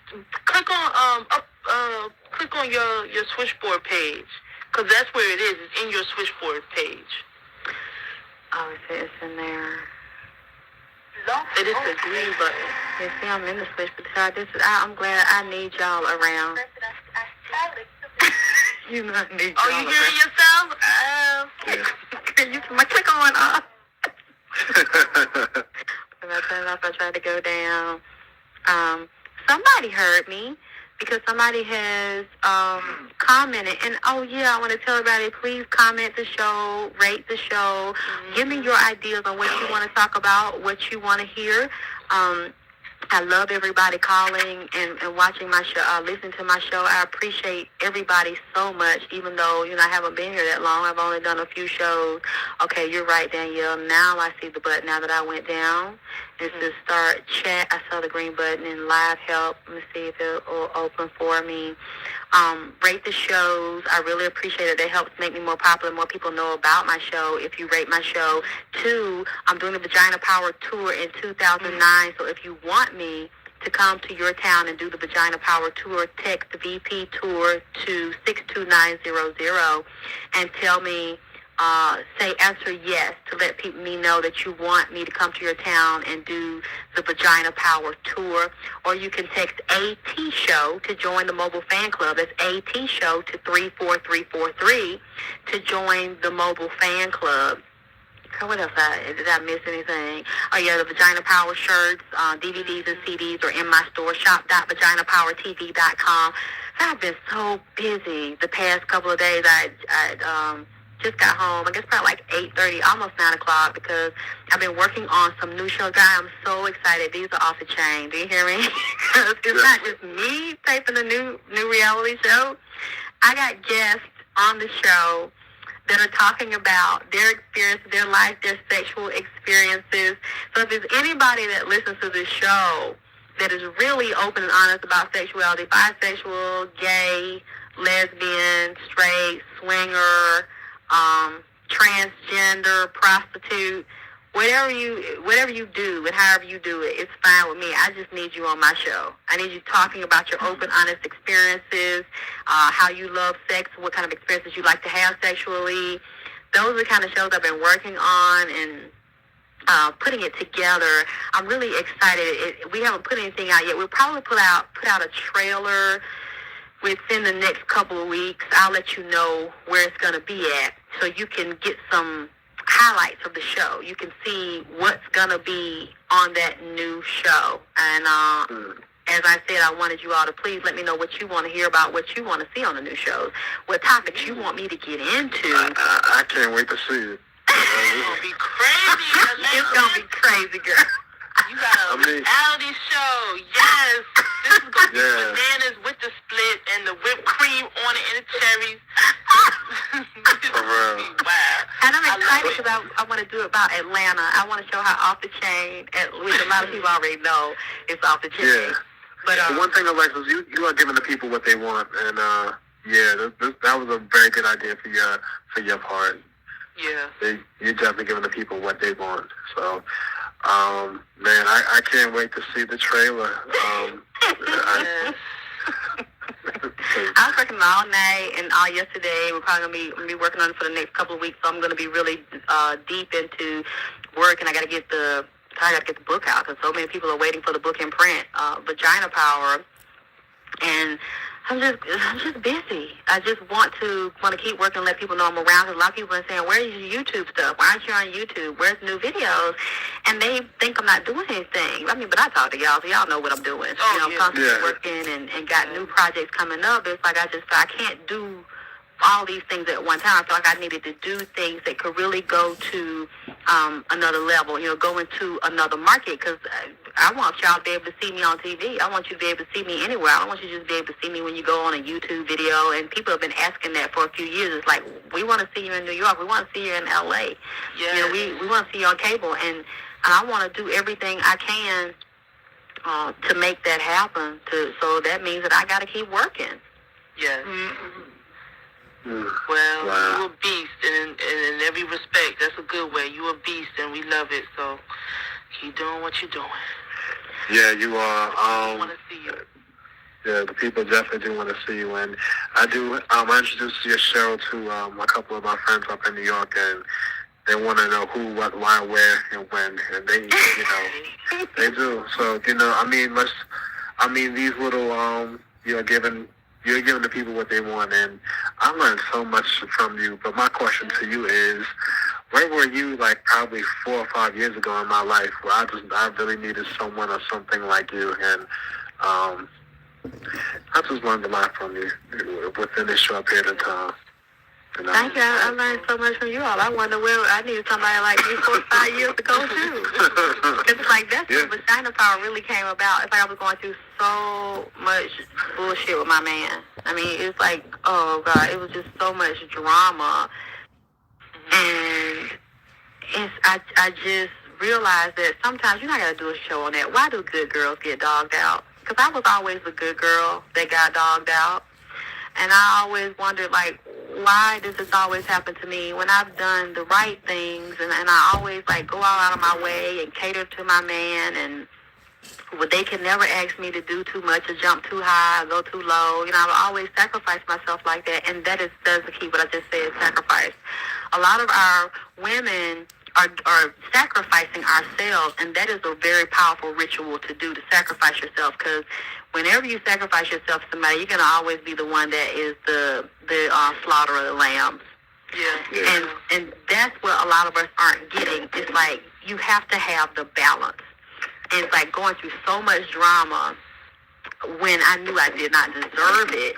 That was when I really started to just look back and like, wow, I looked at everything and the whole cycle that brought me to that point. It's just like when it popped in my mind, vagina power. Because I realized that I had it and didn't know I had it. And I was hearing other women say the same thing I said. I'm talking about, have you ever seen, girl, I had never seen a 55-year-old woman cry because she was so heartbroken because a man had used her and took her money. I never knew that grandmothers were crying about the same shit that young women were crying about. Because I was taught to look at the old gray-headed ass women with long titties and shit as wives. And motherfucking dentures and 2 teeth in their fucking mouth as wives. But now I know if you got gray hair and long titties and 2 or 3 teeth, then you are very unfucking wise, because you is not supposed to be fucking looking like that no goddamn 50 years old. Right there. This is what we are told, that this is what happens to you. This is normal. This is in divine order for you to look like that shit right there. And what I'm saying to you is that is totally abnormal. That is totally against the norm. But when you buy into a belief that is fucking push you into a spell of ignorance and says your body's going to deteriorate, then that's what you're going to get. So it's like when I saw that, it's like, okay, so this happened to me because so many women, older women have told me this is what happens. And this is why they looking like they looking and getting what they getting, because then they tell you that shit is wise and to respect your elders, but men don't respect no old woman pussy and don't want to hit no old gray 3-teeth pussy. But they tell I'm supposed to want that. I'm supposed to look forward to that shit, knowing I'm going to be by myself looking like that right there. You know what I'm saying? They'll tell you to respect that and look up to that. That's why. That's divine. But they husbands cheat on them with young girls and take Viagra. And then if we ain't got no husband when we get that age, don't nobody want us unless they want us to pay for dick. I'm sorry. I'm not finna be 65 years old paying for no dick. Taking no kind of check, none of mine, no food. I'm not finna do it. Okay. But then men get 65 and they is cat daddies and sugar daddies, and it's understood, even if they big and fat. You know what? Have you ever seen somebody, damn, I hate we done ran out of time. I seen this man, he was about 50-something years old, and he was walking on 2 sticks because he had a big old stomach. He told me he had just got a damn double fucking knee replacement. I have never seen a motherfucker that got goddamn 2 fucking knee replacements at the same time, so he was bent over hopping. He had a big old woman ass. Ew. Getting pumped in his ass. Booty juicy. Just a big, juicy, rounded up ass. Jacked up in the air. He was bent over and 2 damn knees fucked up with brace and shit on them. Oh, God. Was he trying to talk to you? He trying to holler? Yeah. No. You know what it is, men? I no disrespect to you, Chris, but a lot of men, they could be toe down, they could be busted, broke, greasy, and they still think some woman should want them, but some woman will still accept them. But no, what he told me, that was temporary. His ass jacked up like that, like a damn woman butt, and 2 hopped up, fucked up knees, so that was temporary. So when he healed up, he was going to stand up straight, and all that weight and shit was going to come off because he was going on a special damn juicing diet. Whatever. Wow. Be juicing now. Wow. You look quicker, too. Yeah, y'all They harsh. got a knee transplant from some dead folk knees. It's a cadaver tissue. They took that out them dead folk knee and put it in his knee. You guys are harsh. You guys are harsh. I'm repeating what It's the truth. I mean, you're right. You're right. You're right. It is the truth, but y'all harsh. You know. No, because men always like men are visual. We like to look at pretty things. I like to Women paint are a visual. visual too. We want to look at good-looking men too. We don't want to look at big, juicy butt men. But you know, ain't nobody gonna say nothing to him. But if it was me or you, oh man, we'd get towed down right now. Okay. I mean, yeah. You're right about that. We got no time. We finna run out of time. I thank y'all so much for waiting on me. I apologize again for being late. All right, you guys. So that concludes Vagina Power. Okay, you guys, check out Alexis K. Tyler. I did put her link in the chat so you guys can check her out. Let me see if I have any more. I think, okay, yeah, we can do this one.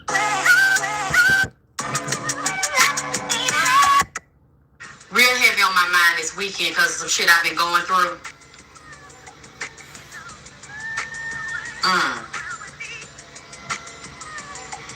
So I feel like I need to blow some cigar smoke your way too, so you can stand in vagina power. And if you ain't standing in it, this is one of the tips for you to start standing in it and really absorb this new concept for yourself if you don't already have it. You need to stop being a common bitch. Yeah, you heard me. You need to stop being a common bitch, and you need to stop letting motherfuckers, male and female, young and old, of all goddamn races, no matter where the fuck you at on the planet at this moment, if you're a female, you need to stop letting men treat you like a common bitch, a common she-dog that ain't shit, like a piece of garbage, like a piece of trash on the fucking ground that's not worthy of being honored and respected, and that you're not worthy of a motherfucker keeping his goddamn word to you. See, that's a common bitch.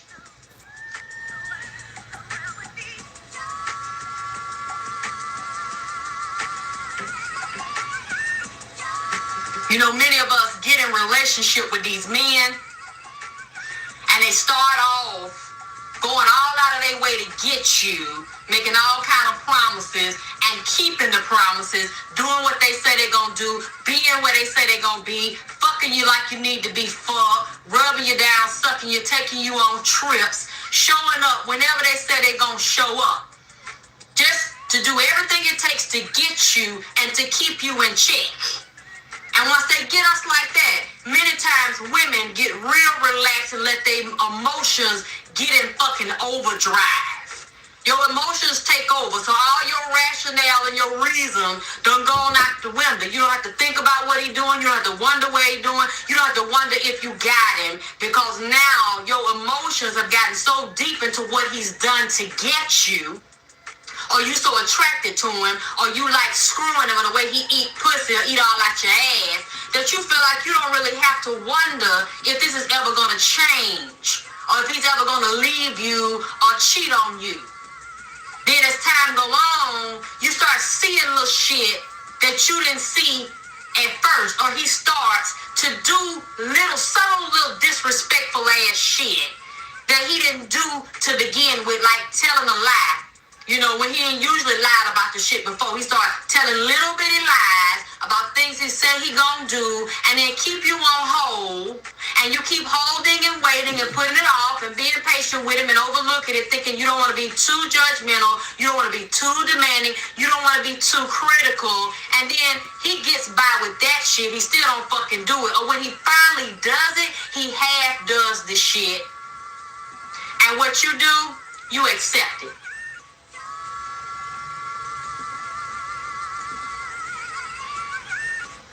You look over it. You excuse it. Because we've been taught we don't rock the boat because you got a good man, you better keep him, because it's what, 15 women, especially Atlanta, 15 women to one nigga. So you better try to hold on to him and keep him, so you overlook that little shit. Then the motherfucker changes schedule. And that's another thing you need to look for a man is cheating on you, when he starts fucking treating you like a common bitch and he ain't got no respect for your ass no more, is when you're too nice, you're too giving, you do everything he wants you to do, and he knows you're not thinking no more because you all motherfucking gushy and your pussy all mushy and shit, and your heart beating goddamn rose petals and cotton candy. So he know you off guard because now he done did what he could to get your ass off guard. So he know now he can pull some more shit. You start looking at the time a motherfucker be at work, what time he go to lunch, what time he get off lunch, what time he get home, what time he eat dinner, what kind of stuff he like to eat, how he like to eat it, how he like to fuck, how he like to suck, what relatives he visit, what friends he hang out with. You watch all that shit. Because when you get his schedule down pat, I don't care if 1 minute of that schedule is off, you better start looking at some shit.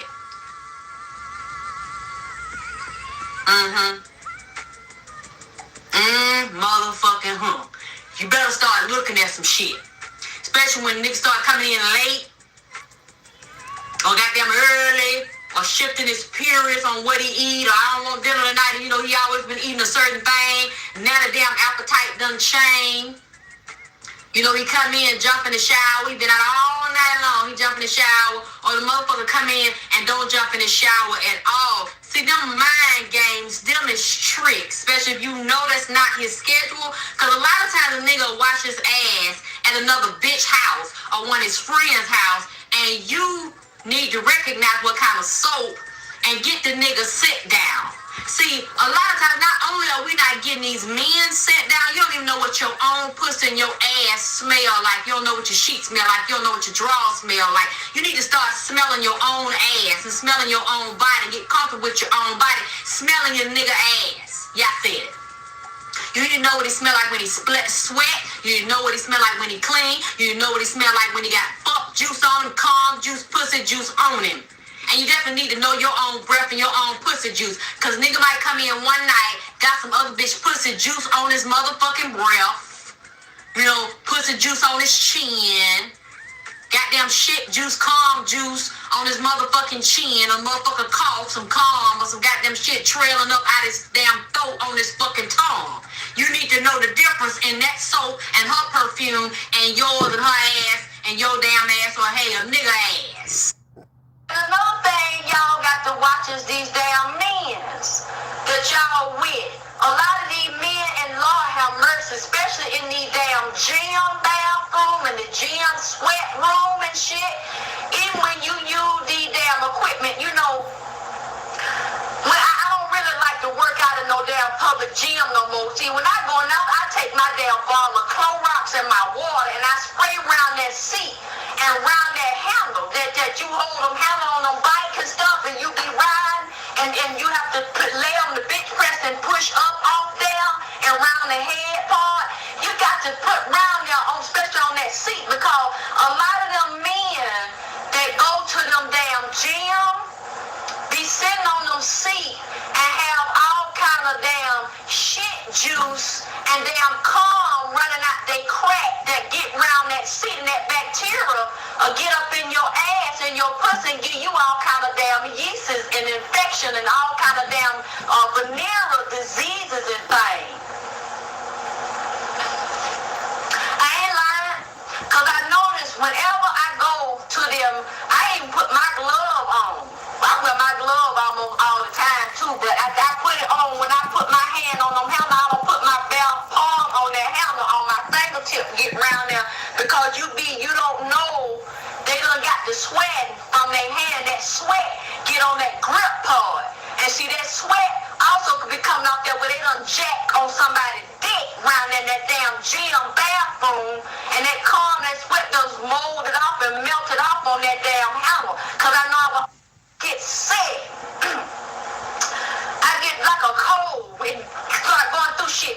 Whenever I go to a gym, like 1 or 2 weeks, about the second week, I get real sick, get a bad cold. And I know because you in the gym, everybody working out in there, they breathing in there, it's all locked up, that funk locked up all in there, that ass crack juice and all kind of damn calm juice and shit and piss juice and nut juice done leaked out all around the damn in the air and all around the damn cracks in the wall and through the damn toilet, done seep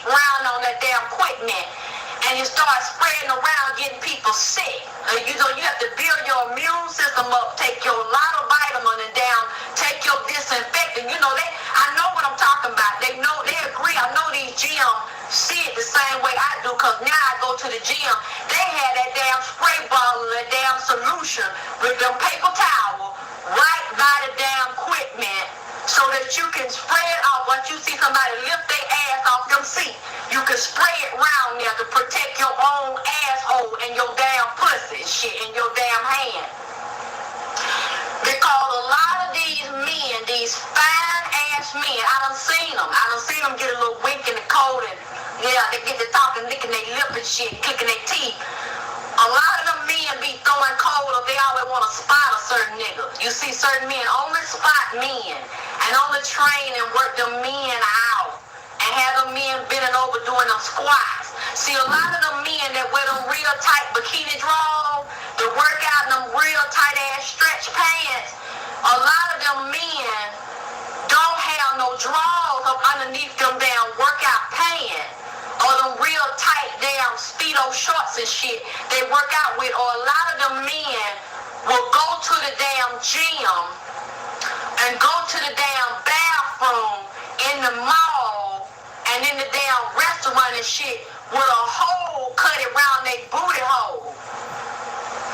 They cut that hole. You know, some of these men booty hole is big as this damn camera, big as this damn screen y'all damn watching up here on damn YouTube, man.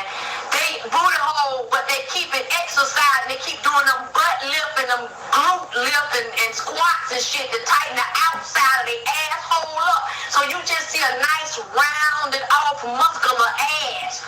But let them sit down. They got to get to the bathroom real quick, because if they have to shit, that shit'll just fall out their damn asshole, because they ain't got no kind of grip, no kind of give back there. It ain't got no kind of hole back there. Just like you flush a damn toilet. That's how they asshole look. That shit'll just flush and run out, and all that damn doodle juice will run out they ass. They can't hold it too long, because they done been damn fucked up in the ass so damn hard, with dick so damn long, and fists up in their damn ass, and forearms up in their damn ass. And these women be laying up with these damn men that walking around with no drawers on, or got a damn hole damn about that big cut in they damn drawers when they ass. So when they go use the bathroom, they tell their girlfriend or their wife they gonna damn take a piss, or they going to the gym, they can go in there right quick and get fucked in the ass through that damn hole back there, or get their dick sucked real quick. And a lot of these women are not paying attention. Why they nigga in the bathroom so damn long? Or why, you know, cause see, sometimes they go in there and they'll stay. A lot of these men will sit in the bathroom, will try to, like, you know, waste a little time hanging around the bathroom, looking at niggas' dicks up on the urinal on the wall, and seeing who gonna come in and out the stall, so they can see who wants to play, who want to get into, you know, a little rough out, a little quick activity. And then, you know, you wonder why your nigga in the bathroom so long. He come out, oh, it was a long line, I was constipated. A lot of times these men are not having to wait in no long line, women. A lot of them ass ain't constipated. They done got their dick sucked, and they might be waiting on the right man to come in there that they know is up with that damn shit. And since we don't really suspect our men of this kind of damn activity, you know, we ain't really checking on them just like we ain't checking on the damn little boys. So a lot of these men, you would think that they damn made of another damn species of man. You think, cause you know that they done probably got genes splicing and shit, that they not regular damn men. Cause you go in some of these damn stalls in these men bathroom, instead of 2 feet in the motherfucker, you see 4 damn feet in these damn stalls. And that lets you know that this is not a specially grafted motherfucking man that's got no 4 legs. The motherfucker got 2 men in there getting their dick sucking, goddamn playing, juggling each other damn balls in the damn stall, and women are just totally unaware that this shit is going on. And we need to start thinking about this, because it's not just the men that is doing this, and they know a woman's not gonna check their asshole, or they gonna be like, girl, get with me, I don't wanna be fucking ass, don't play with my ass, I don't play that shit. A lot of times it's not because they don't play that shit, and I'm not saying all men, because we know all men are not gay. All men are not bisexual. That's not what I'm saying. And I get sick of motherfuckers want to look at my damn video and try to take this shit out of context. What I'm saying, I don't really give a fuck about it, because if you don't like me, you don't like the video, stop damn watching this shit. But I'm not talking about all men, but there are a large percentage of our men that go to the damn mall and they already excited, they dick hard, they want to get the dick sucked, they want to fuck a nigga, so they can shoot off real quick because they already excited about being in a public place and getting fucked in the bathroom. Gratitude so much for the royal crown. Thank you so much, beautiful. I really appreciate you. Listen here, now we're about to listen to something else. Let's get into it.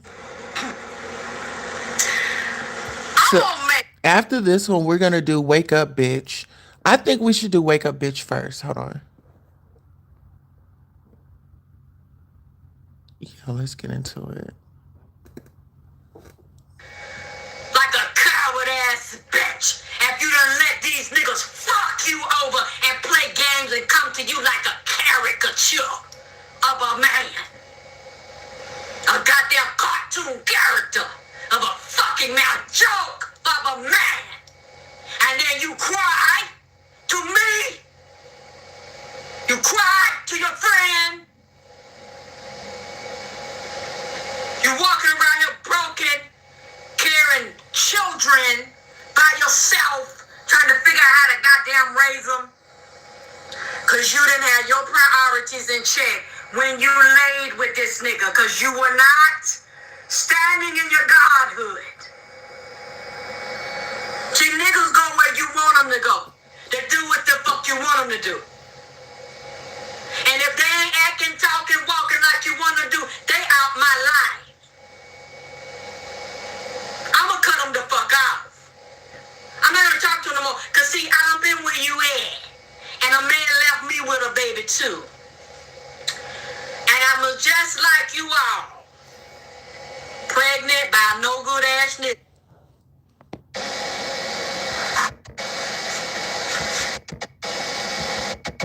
Now this is one of them real nice cigars. I want to thank my very dear friend James Kelly for sending me a box. All right, y'all, hold on. To me. Wake up, bitch.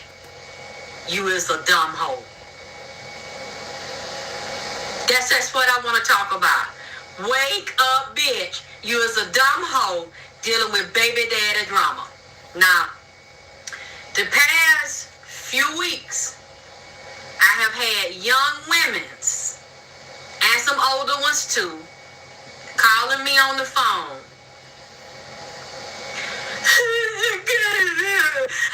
Whining like a old punk bitch about a damn nigga dick that you had a damn baby with.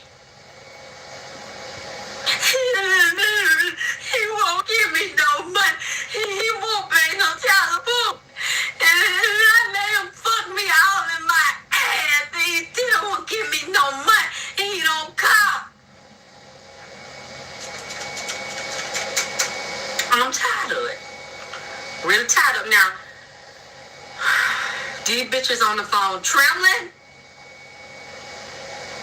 They pussy trembling, ass trembling, and mouth trembling, mind trembling, mind all fucked up. Cause they done let a nigga go all up in their wall. I'm talking about every wall of them. They mind wall, they hind wall, they damn pussy wall, and damn sticking cock all in their mouth and throat wall. You done went all around the world. 360 degrees in your ass. And you still is a damn dumb bitch. This nigga done mastered every hole in your damn body. Just like he playing kind of game. Just done ran all kind of circles around your motherfucking ass. Anything he asks you to do, yes, yes, and yes. Whatever he damn said, you do. Now you done laid up and let him screw you down and fucked you down to the fucking ground. Now you done got pregnant and had a baby bind, and you can't even fucking control it. Cause everything you ask him to damn do, the bitch nigga said no. Why is that? Cause you is the stupid hoe. You the stupid hoe. You the stupid hoe. You need to just accept you's a dumb bitch, okay? Now we done all been there. Don't get upset by it. Don't think it's just you. But you keep being a dumb bitch. I mean, what have you learned in class where this topic of discussion was a nigga's dick in your ass? That's what kind of school you done went to. You done went to fuck school. You done had fuck fest. He done shot off all kind of orgies in your mind. Spun them around in your imagination by busting nuts off in your fucking ass. Oh, your name is Glenda, but when you with him, your name is Pam. Yes, it is, ain't it? Ain't your name Pam, bitch? P-A-M. Your name is Pam. Pam, I am. Green eggs and ham. Dick sucking and jam. That's what it is. Pussy, asshole, and mouth. That's what you is. A Pam. You's a Pam, bitch. You is a damn sex toy dummy for this nigga. Yes, you is. That's what you is. And you done did all of that. Everything he wanted you to do.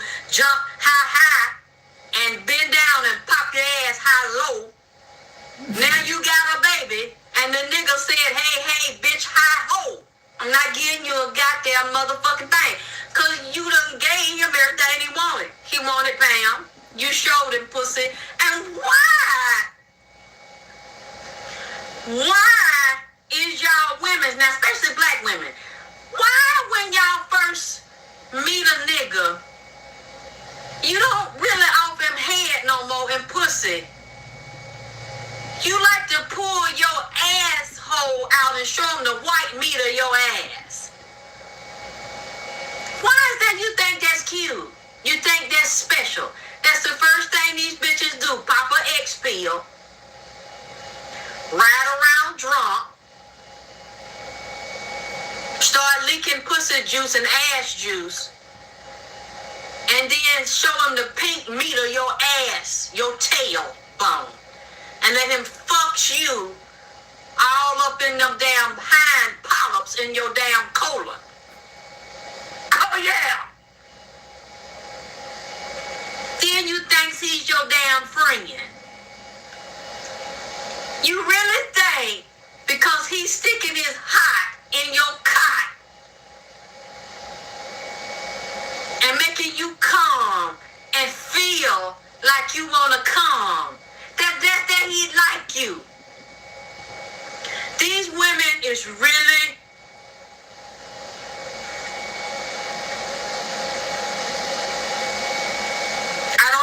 a dumb bitch because you was born a dumb bitch, or your mom is a dumb bitch and she was a dumb bitch when she fucked and got pregnant with you, and you was dumb in her womb because she was dumb pregnant with you, and that dumbness passed on.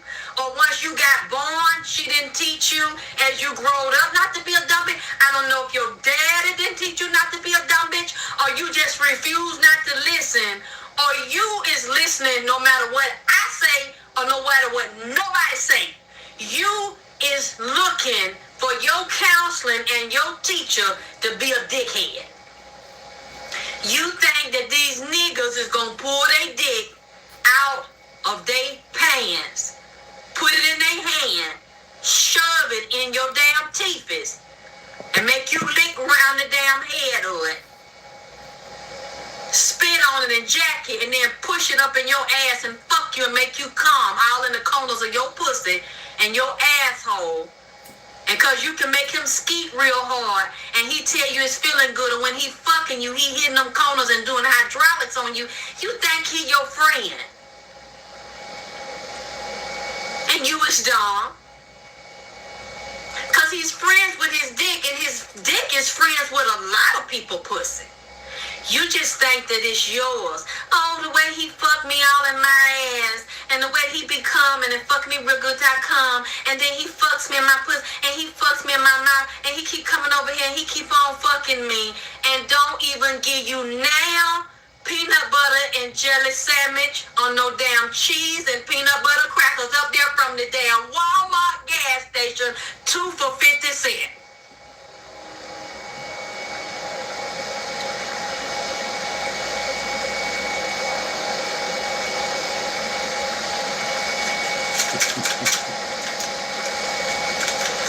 And he don't have you around his family, around his friends, cause if he do, they all know what you is. And he told them that your name is Pam. Pam, I am. Dick sucker, guns guzzling, gut busting, chitlin' and calm holding, spam eating, green eggs and ham I am, Pam. That's what he is. He busts your chitlins out. Because when you finish letting him go up in your ass, he shred that motherfucker to damn river. Is hanging inside out. Pussy leaking, stinking, walking around here. And you stink, and you dumb, and you got a baby. Now, and now that he don't want to come around no more, because you done let him fuck you so much and so hard and regular and often and long, now he done got tired of it. You're not unique no more. You're not special. You're not different. You're not a challenge. And you're stupid and you're weak and you never fucking say no. Or if he fucked you a few times and got tired of the pussy, it wasn't good. He went on to somebody else and you either hurt trying to deal with it, thinking that he was your friend because he was fuck you in your butt and busting nuts over and over and again. You thought he was your friend. He never was. And now, or he left and you got a baby. He was there in your face every day, couldn't get enough of him, couldn't turn for him, he texting, he calling. He always round and round in your motherfucking ass. Now, you can't even get him to give your ass a bowl of goddamn rice. Can't even get him to give your motherfucking ass a damn popsicle. You won't get nothing from the nigga but fuck you, bitch. I ain't getting you shit. Kiss my ass. Now the nigga done turned his ass up to you and walked away from you. And you're sitting here fucking devastated. Like a weak ass, dumb punk ass bitch. Whining to me. I don't know, Alexis, I can't believe. And I don't know what he gonna do. And what? I know what he gonna do. Treat your ass like cock-a-doodle-doo. The damn old lady in the fucking shoe. Hey, hey, ho, ho. I done fucked this bitch, now she gotta go. And you sits there, no balls, no honor, and no integrity about your pussy, cause he didn't have to earn it. He didn't have to work for it. He didn't even have to pay for it or trick off for it. Cause you so hungry and greedy for a daddy.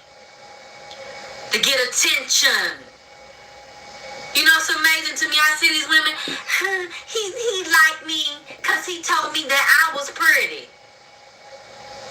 You don't know that already? You need a nigga to tell. That mean that he like you? Cause he told you that you look good and your ass fat? That don't mean he like you. That mean you make his dick hard. And he wanna bust out means. That don't mean he give a fuck about you. Cause he see good looking women every day that he wanna bust off on. He bust off somebody before he seen you and wanted to do it to you, bitch.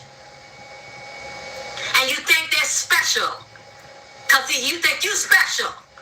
That's the only way you get validation and approval if the nigga tell you cute. And you find he wanna fuck you.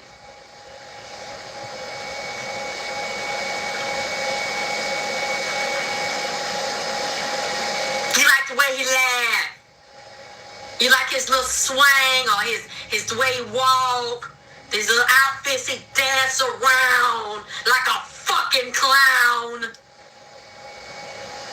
A lot of these women, not just girls, a lot of these women have their priority mixed up because they fucking sick. And they a stupid bitch in the head, because what you look for in a man is based on some cartoon Fonzie-rella shit, Happy Days shit. Because I remember when I was a little girl, I looked at Happy Days and I was in love with Fonzie. The jacket, the hey, the hoe, the woo, the style, the collar up, the hair slicked back. And then I seen niggas when I was growing up the same way in the hood. The Superfly look, the hair on the chest, the silk shirts open, the tight pants, the nut grabbers on with the gold chains, a whole bunch of gold chains, gold teeth, diamonds in the teeth. These niggas with the grills and power wall and all them, that ain't really nothing. That ain't new. They got that from the Superfly niggas, because I seen niggas like that when I was a little girl in the projects in downtown Atlanta. Old and young niggas was wearing grills, wearing gold teeth. It just wasn't no pull-outs and all that. They stepped up the style and made them pull out and pull on, but they had real teeth with golds put on their teeth with diamonds in the teeth. That's really nothing special. But when I look back at that and you see the fuckery behind that image of what a man is and what a man is not. And a lot of these men play that stupid role to bust your pussy hole. They talk nice and sweet to bust your booty meat. They laugh and giggle and act like their mind is dead to get you to bust nuts out their head. That's what that is. And I see women, just like this one girl called me last week, and she in her 20s, Miss Alexis, he said that he was gonna marry me. I said, how old is the baby? 1 year old. Okay. Do you pay child support? No. He tell me to kiss his ass. But he said, when did he say he was gonna marry you? He said it early this year. I said it's 6-7 months into the year. So wait a minute, let me get this right, okay? He fucked you, and his auntie and mom and dad and them told him don't give you no money in your hand to pick the baby up. He'll buy stuff for himself, but he still ain't bought shit for the baby. Ain't brought nothing over there. Don't give you no money. Don't give you no child support. You don't want to take him down the court because you don't want to call them white folks on him. Bitch, you need to call somebody on him because he ain't scared of you. We can't sick you on him. Because you just as stupid as he is. You just as weak as he is. He's almost 30 years old. Got a baby by you and some other bitches. And you looked at him have babies with other bitches, but like you and like a lot of these bitches think you're better than them. Your pussy's sweeter and tighter and more popping than theirs. So what he did to the next bitch with a baby, he ain't gonna do it to you. So you saw the nigga had a track record of leaving bitches with babies. And not take care, but you had one anyway. The nigga done showed you he wasn't about shit. So now you were whining because the nigga, which one? Because he said he was going to marry you and you waiting on him to do it, so you hanging on to that. That's why you won't call them folks on him, or because he won't give you no money or buy you no clothes or food for you other baby. And plus you got 2 more by another nigga. You got 3 boys. And 3 boys watching you be a weak, long cock hoe. Okay? Watch you be a weak bitch. Because of what he said. And that's how these these niggas, they play that role. They don't have to keep their word to a dumb bitch, okay? To a dumb black bitch. All they gotta do is buck dance for you. Ooh, girl, look at that booty. You surely is fine. Damn, I want to get up in that pussy. You like you got some good pussy. Oh, you so pretty. Oh, you so sexy. Wow, all that dumb shit flap around like a damn bird. Oh, the way he smiled, the way he talk, and he make me laugh. He crack jokes. He got a big dick too. He know how to use him. He fucked me all in my ass. He made me come. I love him. Dumbass bitch. You fell for the fucking bait. That nigga didn't have to do nothing. He didn't have to be nothing. He didn't have to show up on point. Why? Because the corridors of your motherfucking mind is blank. Empty. Your priorities is fucked up. That's why you got a weak nigga. Because he had a weak mama and a weak daddy. Or even if he didn't, he chose to rebel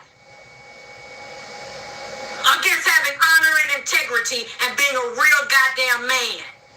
Who is God? Who is God? Because the last time I checked, God is a bitch.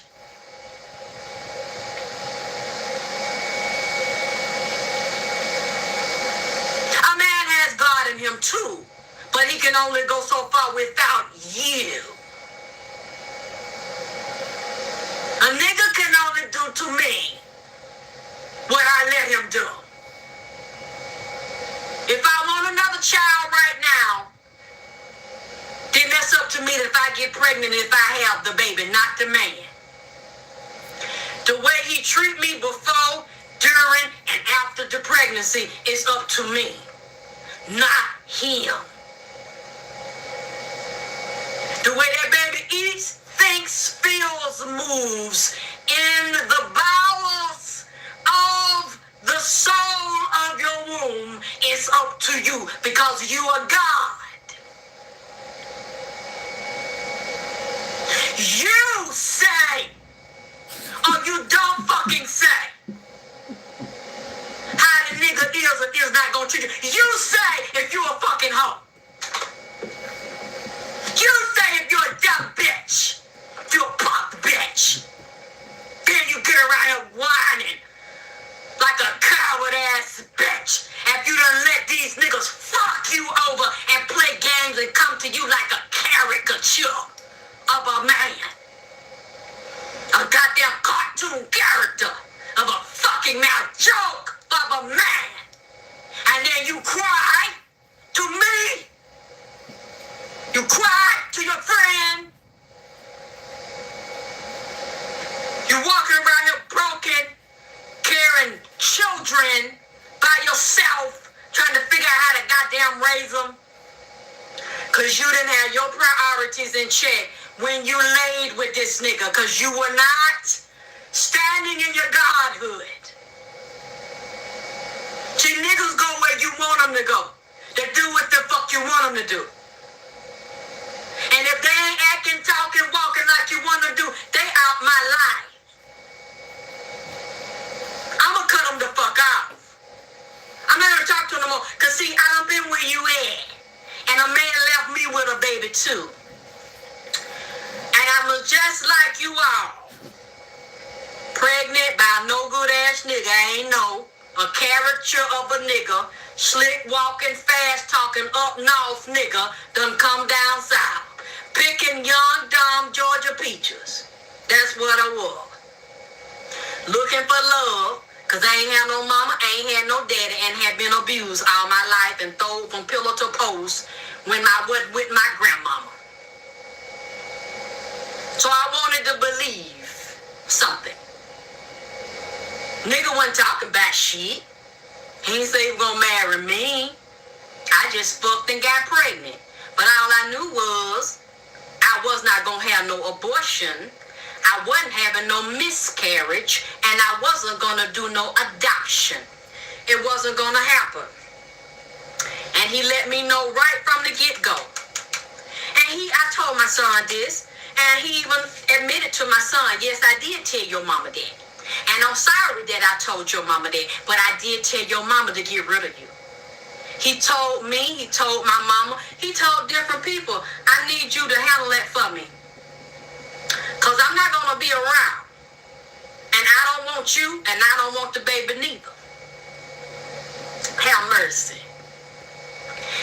And my mother had put me out prior to that, so I didn't have nobody but my grandmama, okay? My mother and all the other women in the family and the older women that were supposed to be role models to me fucking laughed and told me that I wasn't gonna be shit. That I was a failure and my life wasn't gonna be nothing. And my life was over. You could have been something, but now you done got this baby at 19 years old. Well, now you ain't gonna be shit. Your life is washed up. Hee hee, ha ha. My own fucking mama. Instead of supporting me and saying, look, you made this mistake one time. Let me see how we can get you together, keep this baby. You go back to college, you get your job, you get your life together. This is not gonna stop anything. You're gonna go forward. We're gonna no. I ain't have none of that. Nobody really supported me. I was by myself. And every day to me was a day that was full of depression, crying, a lot of sadness, and fucking eating. I got over 200 pounds. Because I felt nobody loved me. I wasn't about nothing. I had wasted my life. Everybody was telling me it was my fault that I picked a nigga that didn't want me. Niggas that wanted me that I didn't want was laughing and happy about this shit. Because it wasn't their baby. So they was glad to see that I was dogged out and then nobody give me nothing. I know about the hard luck, the hard time, the food stamp. I know about all of that. I know about the welfare check. I done been there and did that, bitch, so what? But I never let a nigga caught me slipping no motherfucking more. And I ain't letting no nigga just go up in my ass and bust my ass out raw. And leave me pregnant and I don't have no because I don't have that's one thing I'm not gonna lie to you about, even though I don't have to. It's none of your fucking business. And it's very personal, but I have never had a fucking abortion. Never. And I never will.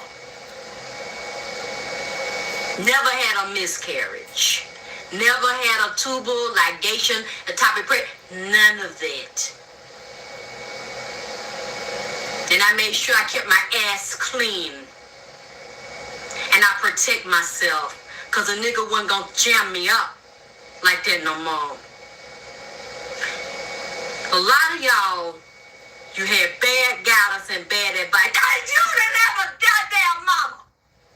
Like I didn't.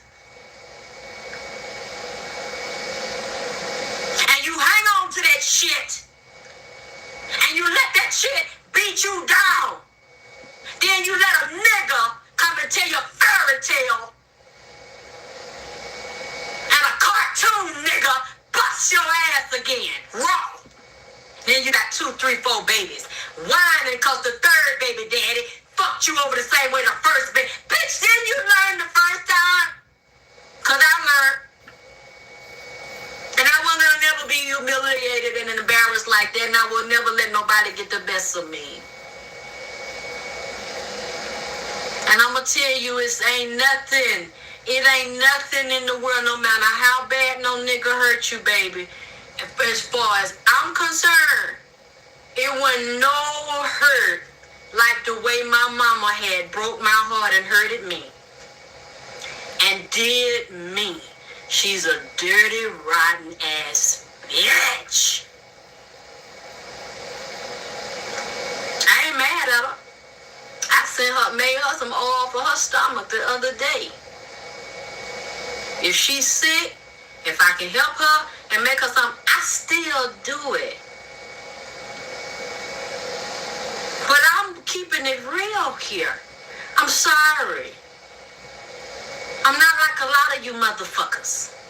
You go back in your past and you know your mama was a rotten bitch. Okay? And you make up all these things about how good she was, how nice she was. She wasn't there because she was at school better in her life. She wasn't there because she didn't give a fuck. She wanted to be with everybody but you. Let's be honest.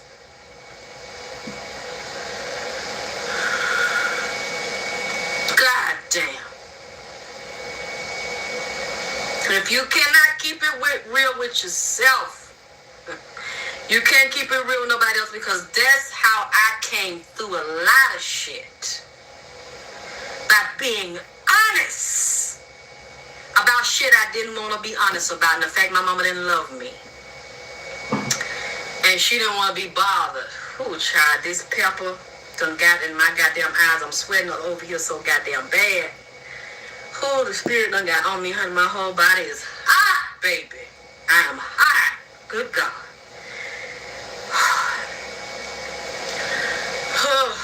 I'm about to take a break here. Whew. Where's some napkin? Because I got so much pepper in my body, honey, that if I sweat or my eyes get to running, it will get in my eyes. They'll start to burning. I got to calm down. I'm going to have to end this here and come back with part 2, because I'm sweating too goddamn bad. My whole face is hot. My whole body feel like it's on fire because I got hot pepper all over me. Whew.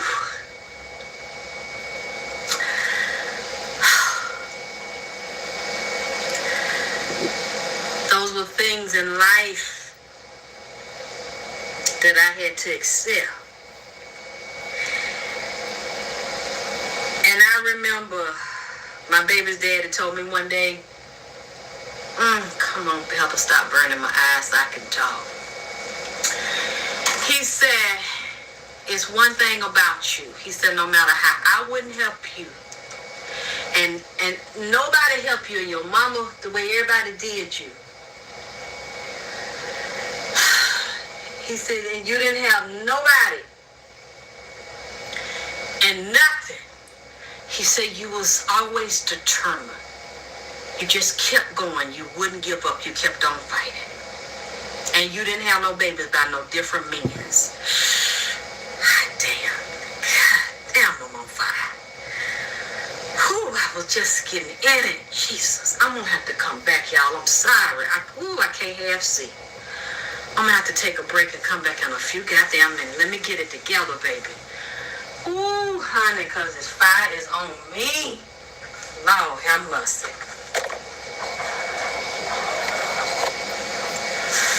Ooh, trying to finish. Let me try to finish this here.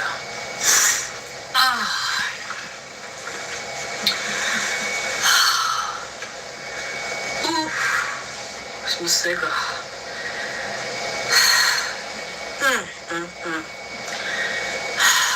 Child, I'm such a pepper addict that I put this stuff everywhere. It's like my eyes, I don't know if you can see them, but my skin is hot pink, bright red right now.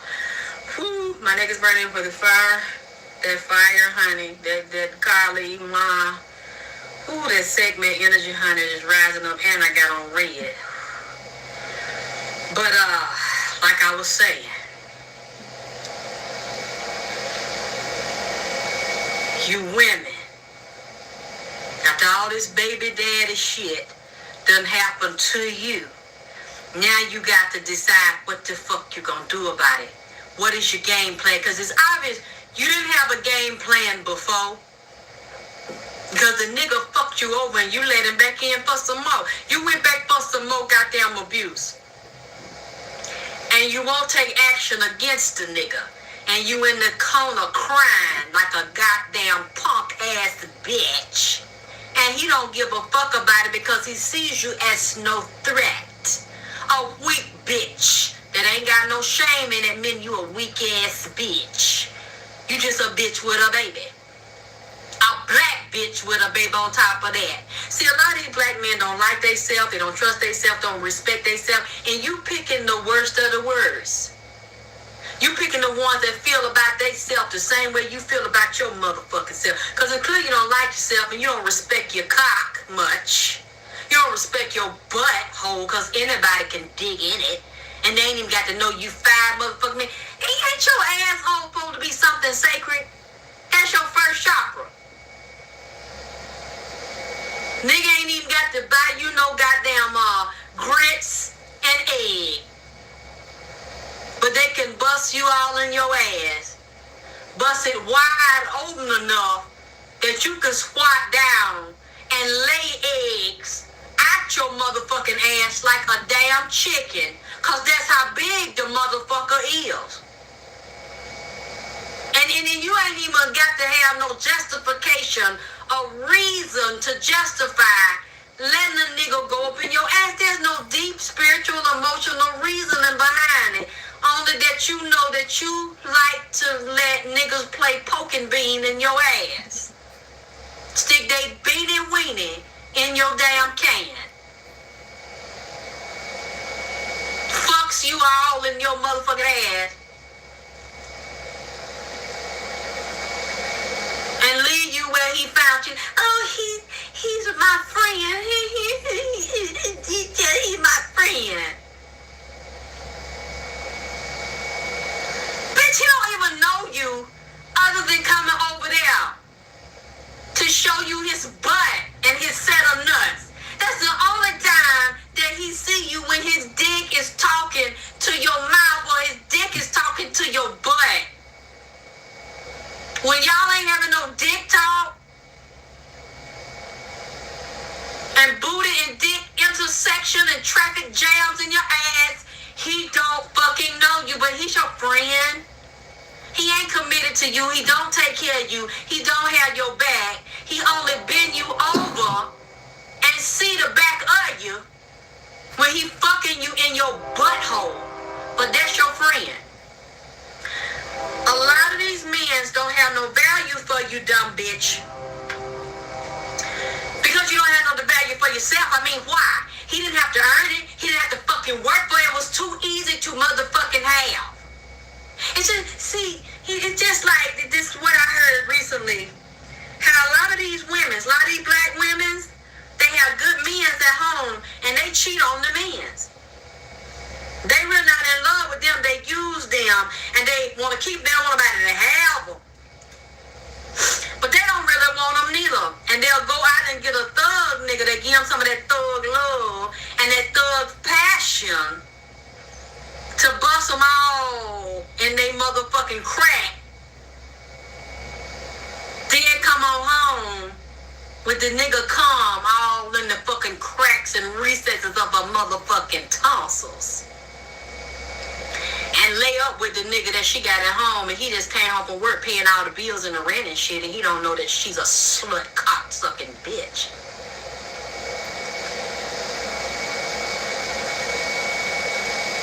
This is one guy, big old fine nigga, big old muscle bound nigga, old muscle head ass nigga, that a lot of women like to fuck with some thick, juicy, long, cock swinging action behind it. Or they say he's a long stroker. He likes to fuck them down, baby. He fucks them down. From their mouth, pussy, asshole to the ground. He's a fucker. He ain't married. He ain't got no woman. He is the maintenance man. That a lot of these niggas don't know that they women's is fucking. And they too stupid, just like these stupid bitches. Stupid hoe, stupid hoe that I was just talking about a minute ago. There's some stupid ass men that don't know that woman is a whore. You committed to a fucking whore. She is a trash can bitch. With a loose booty.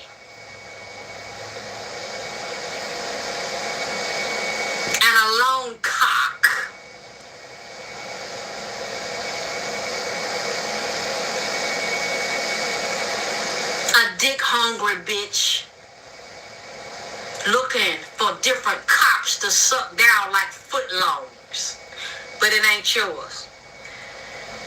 Now the nigga that's fucking this bitch that I'm finna tell you about, these are not my words. So don't take it as if it's coming out of my mouth, because I ain't never seen the bitch. And for what I'm about to tell you, I don't want to.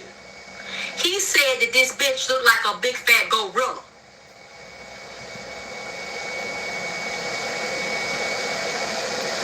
A big fat black gorilla. Like Willie B down at the Atlanta Zoo.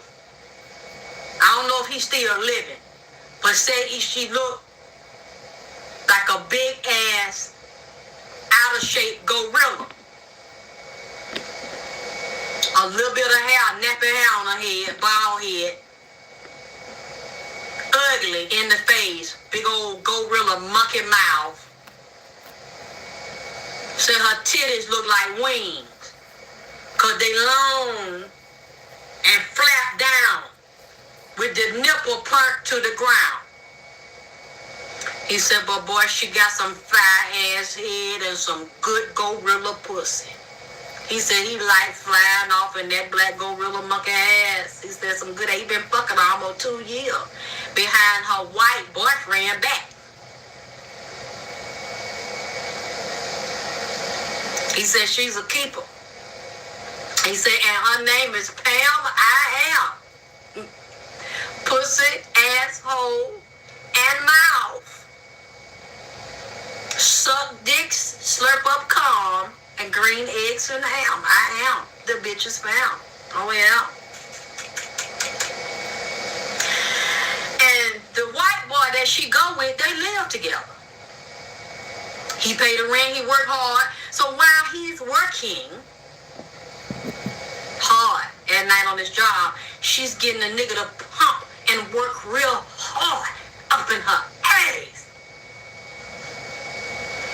Now the gorilla looking bitch that he fucks to show her love and dedication to the white boy that is her real man. That's her real nigga. He's a wigger. He look and act black, but he white, so we call them wiggers.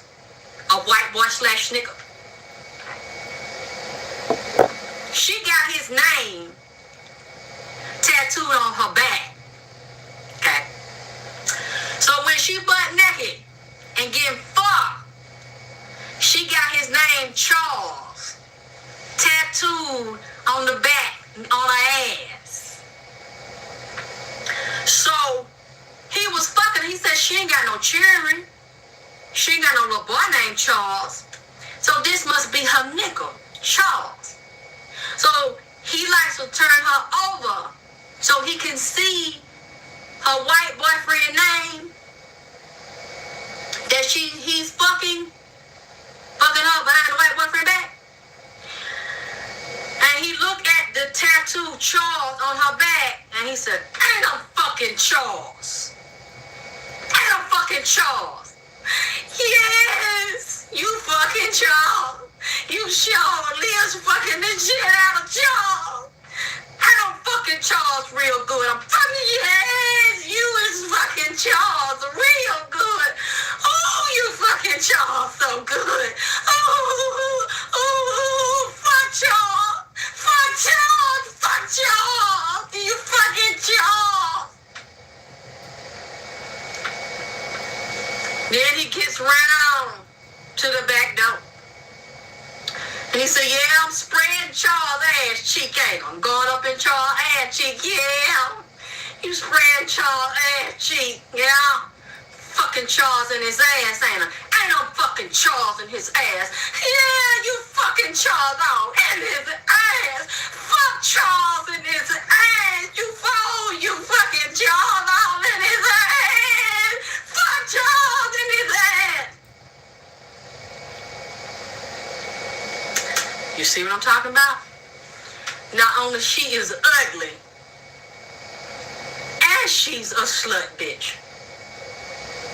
Now, I told y'all stay on y'all toes, don't trust these black hoes, but I'm telling you, don't trust these ugly black monkey fucking hoes, because see, these fat bitches need love too. And they fucks and sucks harder a lot of times than a skinny cute bitch. Oh yeah, see you look over them and you think they harmless cause they fat and black like that? Oh no, man. They can give me some asshole and some dick sucking lesson, cause them fuckers there is freaks. And he said the fat bitch give him money.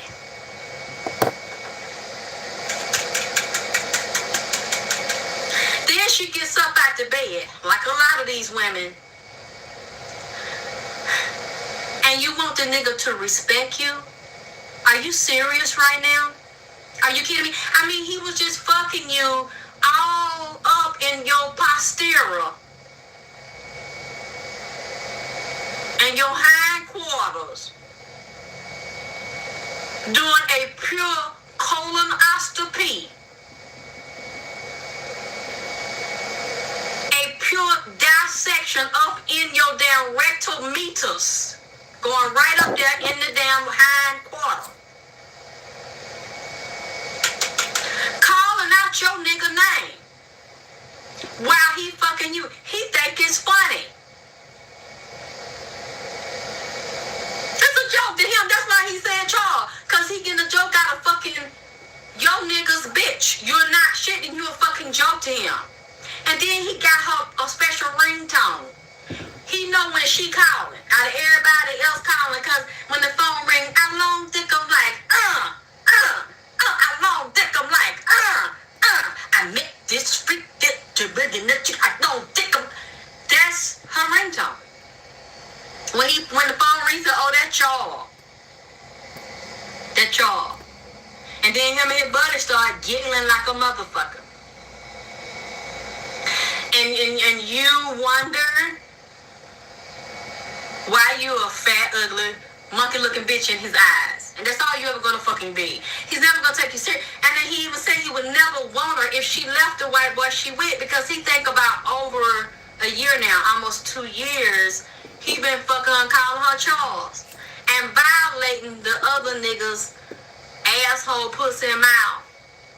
But she is such a professional at taking dick, and he like the way she whine, and that she do anything, and that she's a free, oh yeah, you fucking Charles, oh yeah, Charles.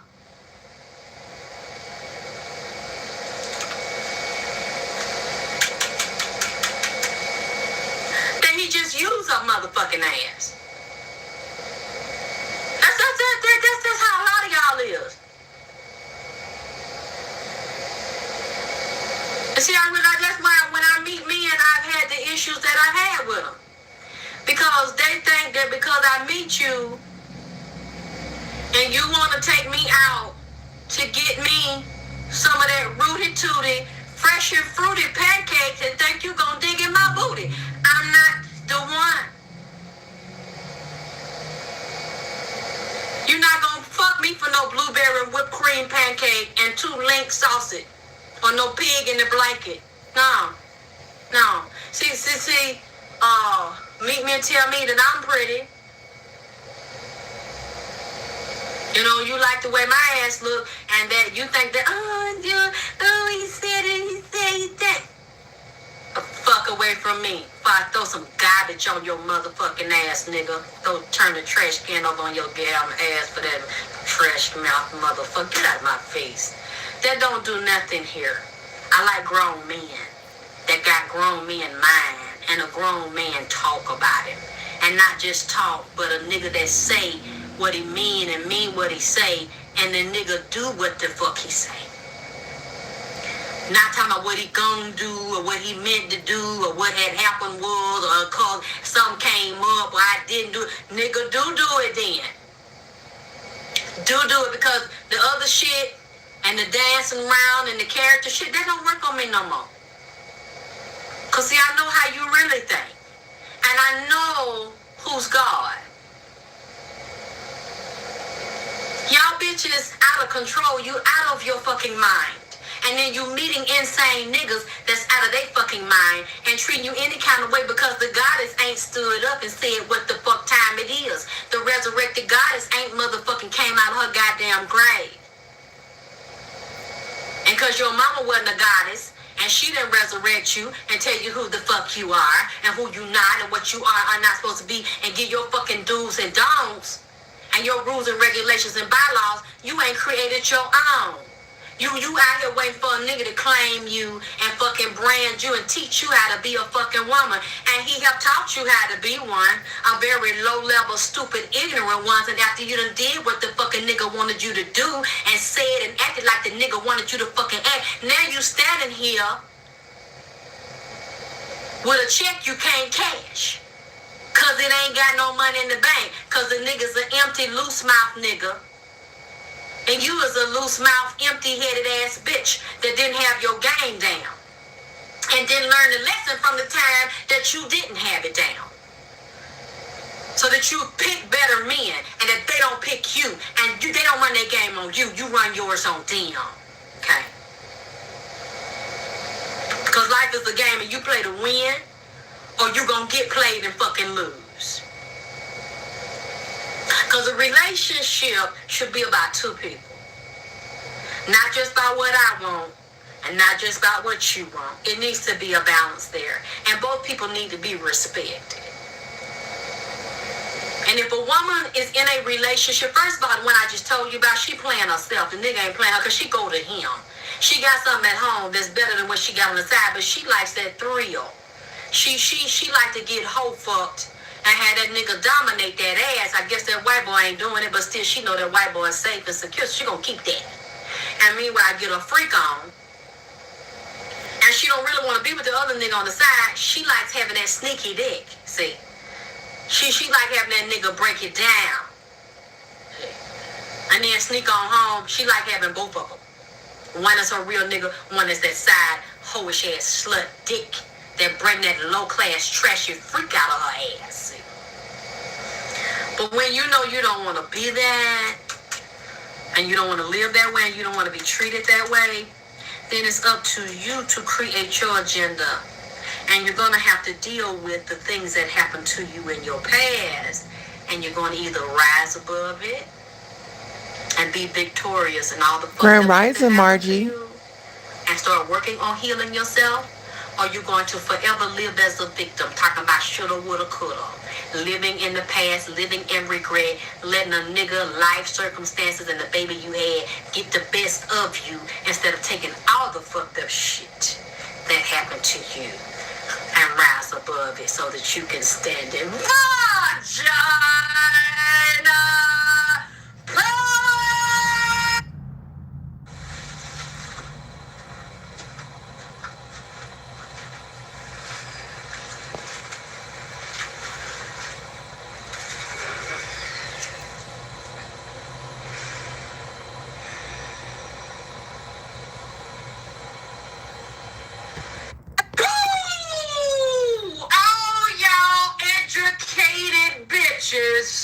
That got y'all PhDs, BS, bullshitting ass degrees, ain't nothing but a hunk of damn shit with a piece of goddamn paper, shit wrote all on it. That's all your BS degree is. A worthless piece of damn tissue with a hunk of shit. Pile all on it. These educated bitches walking around here talking about me, putting me down, think you better than me, got your mask on, hiding behind your mask with your damn degree and your damn alphabets on the end of your fucking name and your house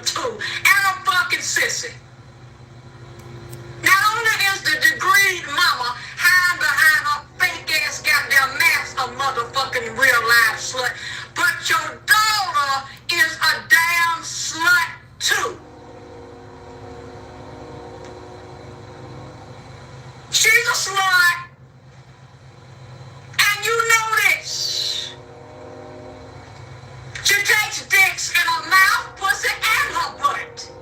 She's a slut. And y'all got these little bitches that's supposed to be so special, and you brag on your goddamn daughters, and she this and she that, and she's on the honor roll. The only honors this whole got is cocked up in her pussy, plowing all kind of goddamn dicks, 90 miles an hour up in it. The honor roll she got is playing the role of a hoe. And all the honor and certificate she got is from niggas stamping their dick of approval off in her motherfucking ass. And you know what she doing it at? Y'all educated bitches with your maskers on that don't want to take them off, but want to fuck with me and call me all kind of goddamn names. They don't have to go to no motherfucking hotel. That's what they is. They is using your damn house while you going to work, while you out bragging, riding around in your pretty damn car with your fake ass. They using your house as a damn hotel. They ain't going to the motel or the Holiday Inn. They is going to the hotel. You should never let no nigga take you to no damn hotel. You need to look at the word hotel. Breaks it down. Because if a nigga asks me to go to the hotel, I'm going to be offended. Because you telling me that you was going to treat me like a hoe, and you gonna put your dick in my tail. A hotel. I ain't gonna be able to do it. I ain't gonna go for it. But these teenage sluts that y'all is giving birth to is fucking niggas all in your damn house and sucking dicks in your beautiful, eloquently designed for you. Yeah, you bragging about the design of your house and the layout of it, an exclusive neighborhood you living in. And your daughter is turned it into a real live brothel. But most of the time, your daughters are so fucking educated, they stupid, because they ain't getting no money. They're bringing these niggas in your damn house, fucking and blowing them off in your motherfucking house. Let them go around your motherfucking house after they done got them some pussy. Get them a glass of your water in your fine glasses. Eating your motherfucking food off of your fine, expensive china. Eating snacks and shit out your house while your little bitch of a whore, of a slut, of a damn daughter is eating kibbles and bits out the nigga ass.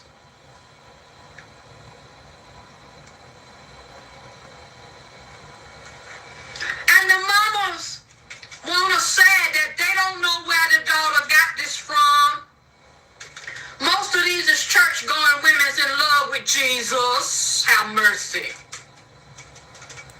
They put on all these airs, and they say the daughter's not like them.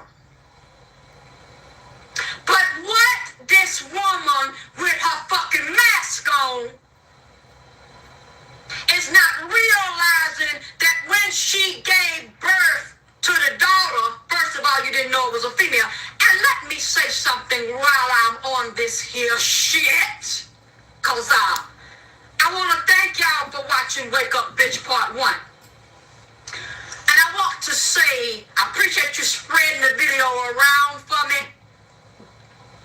I'm proud of the men because a lot of the men have watched the video, co-signed on the video, and they sent me private emails saying that a lot of them really have resentment and problem with women because they have a problem with their mama, or they didn't know their mama, or the mama abused them, fucked them up in the head. And they thanked me for doing the video. But some of these men want to attack me and say that they did not come out of a womb of a woman. They God is not a woman. They God is their daddy. Well, I think a lot of these men have a problem with the truth because all babies, all embryos are not male first, they're female. And the sperm has to fight with the female egg because she tried to kill it. Try to kill the males. So before a embryo becomes male, it is first a female. They're all girls first. So it couldn't be the man ruling anything in my uterus. That is not where the first point of life come from, is your daddy's nuts. Y'all really need to study this a little bit deeper. I guess you just have a problem with this male, chauvinistic, egotistical society, or you seem to think that I'm trying to say that women are better than men or something. I'm not saying that. I'm just stating the spiritual, sexual fact. I'm stating the information the way that it was given to me. And you want to discredit me because you have an issue with the fact that even if sperm has to be, or you say sperm is your God, sperm is your daddy ain't about shit because he can't suck his own dick and fertilize himself. I ain't never seen a man yet that could get himself pregnant and pull an egg, because you need an egg, you need me. You couldn't pull an egg inside of your nuts or in your butt or in your prostate. You have a womb that can fertilize me and carry me. But I fertilize you. And I give birth to you if I choose to. So what does your God mean? If he cannot fertilize, duplicate, and recreate his goddamn self in the third dimension without me. I can create you inside of me and give you a third dimensional projection, give you a hologram. You can't give that to me. I'm not saying we don't need each other, but I can carry you. You can't carry me. When you can do it, prove me wrong and let me know. But I ain't seen no man yet, living or dead, to give birth to a real live motherfucking bitch. But I can give birth to myself. And I can give birth to you. I bring males and females, hermaphrodites, sissies, and all kind of shit up in this bitch. You need my uterus to do that kind of thing. And I choose which one I'm going to bring in. Just like when I got pregnant, I said I was going to have me a boy. I knew that. I didn't need no ultrasound machine to tell me. I didn't need something, equipment outside of me to tell me what the fuck I was going to goddamn give birth to. I knew it internally that I had a boy inside of me.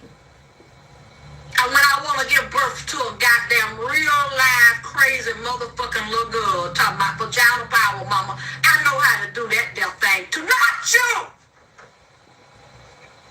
And when I say I want to give birth to another goddamn baby, because I still got it, I can still do it if I want to. I'm going to pick the sperm and say, come here. I want some of your nuts off in this hill. Because I want to have another baby. You don't do that to me. Take your mask off, nigga. But don't worry about it, motherfucker. Because I got a video for your goddamn ass, too. It ain't just wake up, bitch. It's wake up, bitch ass nigga. Coming soon to a goddamn computer near you. I ain't forgot about you. I'm going to get in your ass, too, nigga. Because you need to take off your mask and stop fucking with me. Not unless you can come right. Because I ain't gonna back down. And you can pat your ass on that. One more thing.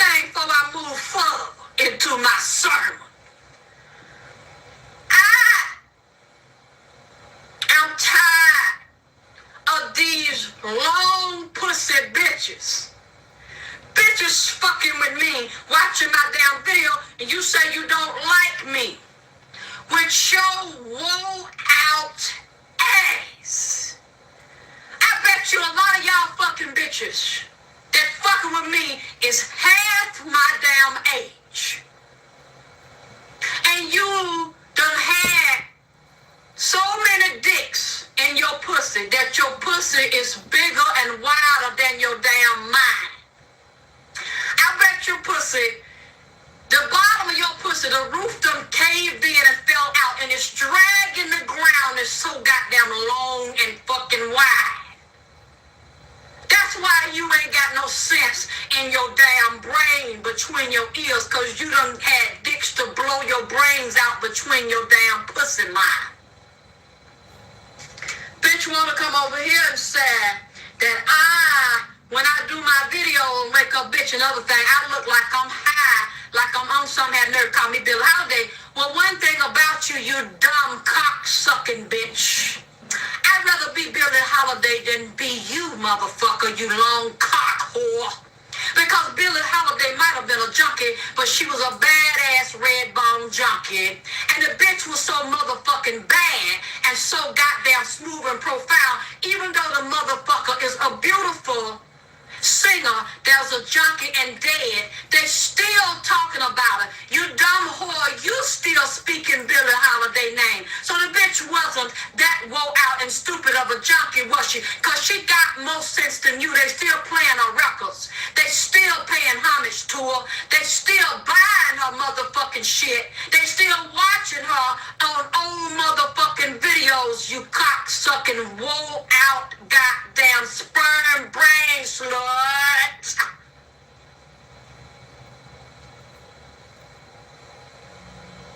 And I wonder, bitch, is you a lesbian? Is you a dyke? I believe you want some of my pussy. Don't you want to fuck me? You want it? Yes, you don't. Yes, you do. There's some first chakra shit. Take off your mask, bitch. You want to eat my pussy, don't you? You want to eat it? Yes, you do. Because you have me in your mouth. You wish I was a junkie, don't you, bitch? You wish I was on that motherfucking dope. Because you know that's the only way that I would let a rotten, raggedy, long cock whore like you eat my pussy is that I have to be geeked up. You trying to plant that shit in my mind, ain't you? You trying to propel me so that you can put your mouth and go 360 degrees in a circle around my motherfucking ass. Now, I have had a problem with bitches on Facebook as well on the internet asking me for pussy. Just like these young niggas be asking me for my damn pussy and trying to ask me to let them shove some dick in me. Oh yeah, so bitches, you want some of it. Be a real bitch about it. Don't try to insult the motherfucking queen. Don't try to crack on me if that's what you really want to do. You trying to inch up on some of it. Because it's obvious you obsessed with me because you say you don't like this here. And I look like I'm fucking drunk. Look like I'm high. But you stay over on the fucking page. Yes, I've had women, I can respect them and appreciate them because they come over there on Facebook or send me emails and say that I would like to fuck you, Alexis. I know they women's because they got a picture up there. And they be fine too. Don't be no ugly bitches. Had a bikini on. Tell me I want to do a threesome with you. I know you talk about sex. You swing? I said, no, I don't do no swinging, baby. I don't do no threesome no damn more neither. I done did all of that. Y'all think y'all doing something new here. You in your 20s trying to come on me. I did that bullshit 20 years ago. So what you doing is not cute. I'm not flattered by it because I done been there and done that. I said, now, if you want to participate in some sex tape I'm doing on spiritual sexual healing, you can get fucked in the tape, but you're not finna fuck me. See, I didn't get mad at her because she came out with the shit and let me know right then what her agenda. She didn't insult me, try to call me no name. She just said, can I have some pussy? I said, thank you for the offer, but no, you cannot have none. Because I'm not trying to eat no sushi no more, and I don't want, you know, ain't nothing wrong with it. I done been there, I done did all of that. I did that, I did it. It's not fascinating to me no more. It's not exciting to me. I don't need to do those kind of things no more. They don't do nothing for me. They don't fulfill me. No, who calling me, man? I'm trying to get into my damn sermon now. It don't mean nothing to me at all. But they can be real about it, and I can appreciate realness. So, you fucking hammerhead bitch, find somebody else's channel to go on and fuck with. Cause anyway, let me move on from this whore. Best thing you need to do, bitch, is take a fucking handkerchief, goddamn napkin, wipe my pussy out around your damn chin. Stop fixating and fantasizing about my damn ass. Go on about your damn business and find somebody to damn play with him. Because I don't have time for this damn shit. Back to these mask-wearing, goddamn long-range and tongue-toe, fake-ass, educated-ass bitches. You didn't know when you was pregnant what the fuck you was breeding in your damn womb, because the bitch that you was carrying in your womb was a slut for you damn had her, and you couldn't see the vision of this slut in your damn mind before you gave birth to this motherfucker in the third dimensional realm. Oh yeah, cause whether you like it or not, whether you know it or not, this whore that you got for a daughter is a slice of the reflection of yourself. She came out of your own goddamn mind. She's a reflection of you. Now, whether you was a real live hoe or not, I don't know. But you could be a repressed hoe. And what you repressing, if you're so goody-goody, like you so damn much, what you held down in yourself, you've been a held down secret hole. The daughter, the spirit done came out of her, or either she was a willing open vessel because you didn't cover your womb, so you didn't cover your daughter. So another spirit done took over this girl mind. She is a hoe, and you don't want to know that she a hoe. You don't want to take off your mask, realize this a fucking cocksucker here. That she is possessed to drink cum. She is a servant of the low-level gods, and she sucked dicks. And she has a craving in her mouth. She in her sleep, she's driven in her sleep to wake up out of sleep and pop her mouth round her dick. You didn't see this in the spirit of your fucking child. Your child is a direct extension of the spirit of your household. The true and first household spirit that you have is in your womb. Your uterus, your fallopian tubes, and your eggs jiggle with the spirit that is possessed by them, and they rotate from the planets and the fucking moon and astronomy, astrology, numerology, and they in motherfucking quantum clock time.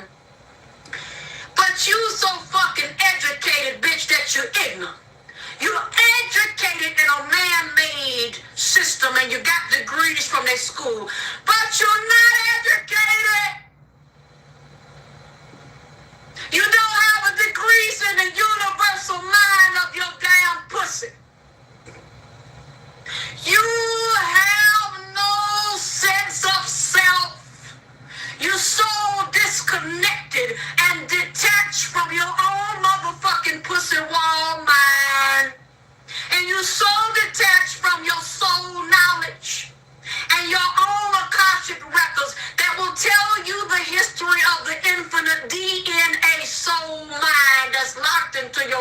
damn Kundalini cell. That you have no connection to the God self within you and the female goddess creative principle. That's the God and the goddess. So you don't know the history of the slut that slid her goddamn reptile ass out of your fucking mind. Cause your ass got a mind. Your uterus got a mind. Cause it's locked to your damn soul. And you was a fool, a dumb bitch. With an education, a PhD, and all these other kind of damn associate and bachelor degree. You stupid, cause you are not tapped into the mind of this negative goddess that you done gave birth to a fucking low-level sex goddess in low-level vagina power that has made herself a servant to the low-level dick gods where she's doing sex rituals and dick-sucking magic. Dick-sucking rituals with niggas in your damn house. You can't figure out that this here, these sperm flying, pussy juice flying rituals, all kind of demonic and Luciferian sex spirit is flying around in your goddamn house. And you cannot detect this in the spirit of your womb because you tapped out. You ain't got no connection to your own damn spirit. But most of y'all bitches around here calling on Jesus, quote scripture and read your damn Bible and depending on and worshiping a damn pastor and a preacher, building him up on a pedestal when the womb of your damn vagina mind is goddamn dead and you separated from the womb of your fucking vagina mind and you don't know who the fuck you are because you can't recognize your daughter as a fucking whore. She's a goddamn whore of Babylon. She's 15, 16 years old and got a rotten goddamn soul. Cause all these negative motherfucking niggas done took they dick that's connected to the low-level God mind of their soul and done tapped out this bitch pussy and bust her fucking bottom out of her goddamn walls. And it's going on right in the walls of your goddamn house and you don't even fucking have no damn sense of connection or recollection. So when you come in your house, your spirit is not signaling to you that something is out of order. You don't know that your daughter is out of order. And you don't know that the womb of your house is out of order because you out of order with your goddamn self. And you lost and out of order from your own damn womb. You disconnected from your own fucking spirit. You flipped inside the fuck out. So instead of going within yourself, getting knowledge and getting your fucking degree in vagina power, you're going outside of your goddamn self. You're getting your degree in worldly things. You know,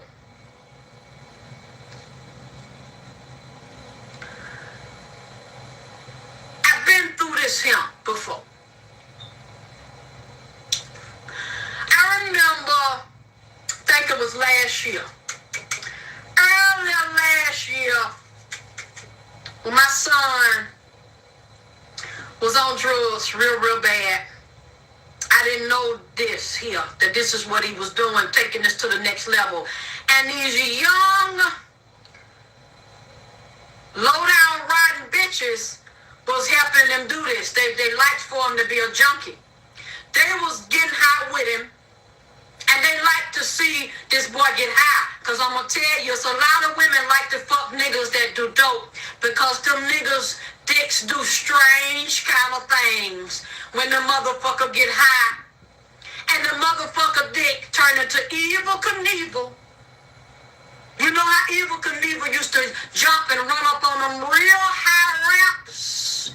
Way up in the sky and come down and do them motherfucking tricks that get him in the goddamn Guinness Book of World Records.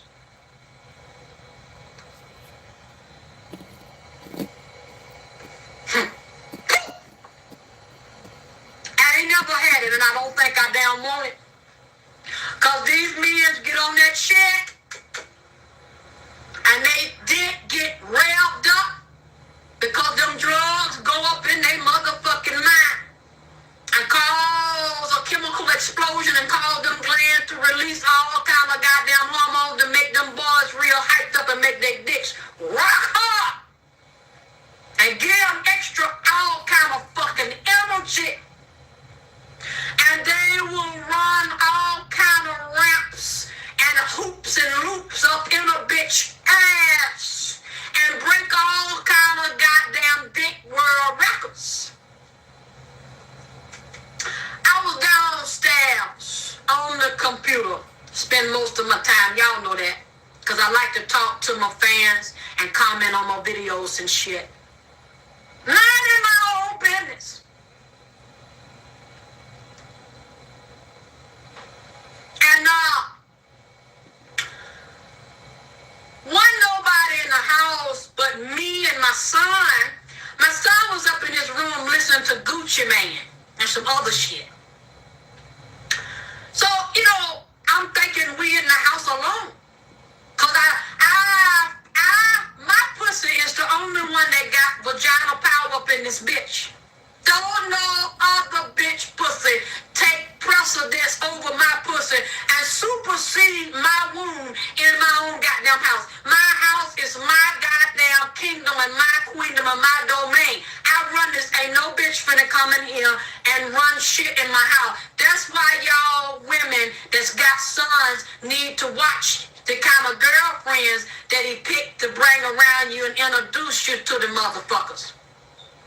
Cause some mama tried to come in and compete with the mama and challenge the damn mama for vagina power and want to reign over the son and take authority over the son. Now, I'm not saying that you keep your son up on it because they need to fuck. They need to fuck now. Sometimes you ain't finna fuck them. Somebody got to give him some pussy. I'm not saying that. If it's a woman you don't like, he can go on out my house with her. Cause if I don't like her, I'm gonna tell him. Don't like the bitch, I don't bring her around me neither. And if you say you got to have her, and I tell you no, and you gonna have her anyway, you better do it outside of my damn eyesight. Cause me and her, especially if I see she wanna compete with me to get me out the way, so they'll come to my house and dominate, we is gonna fight. So you best take the fucking horse somewhere else and fucking don't bring her around in no damn well. I don't like the bitch. I don't like her.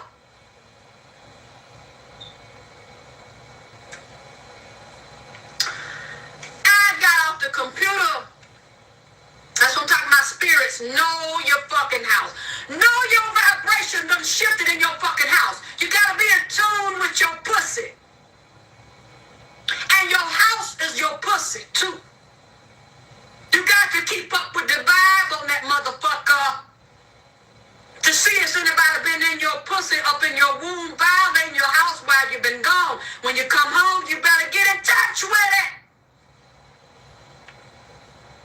Now, some reason I had to go upstairs to get something. So I walked up. I got about 12 or 13 steps I got to walk up to get to my room. My son's room is next door to me, down the hall. So, as I'm walking, I'm talking to myself. I don't know what I was talking about. I was saying something. And as I'm walking up the step, I hit the 12th, in the 11th or the 12th step. Soon as my toe touched the step, I said, yeah,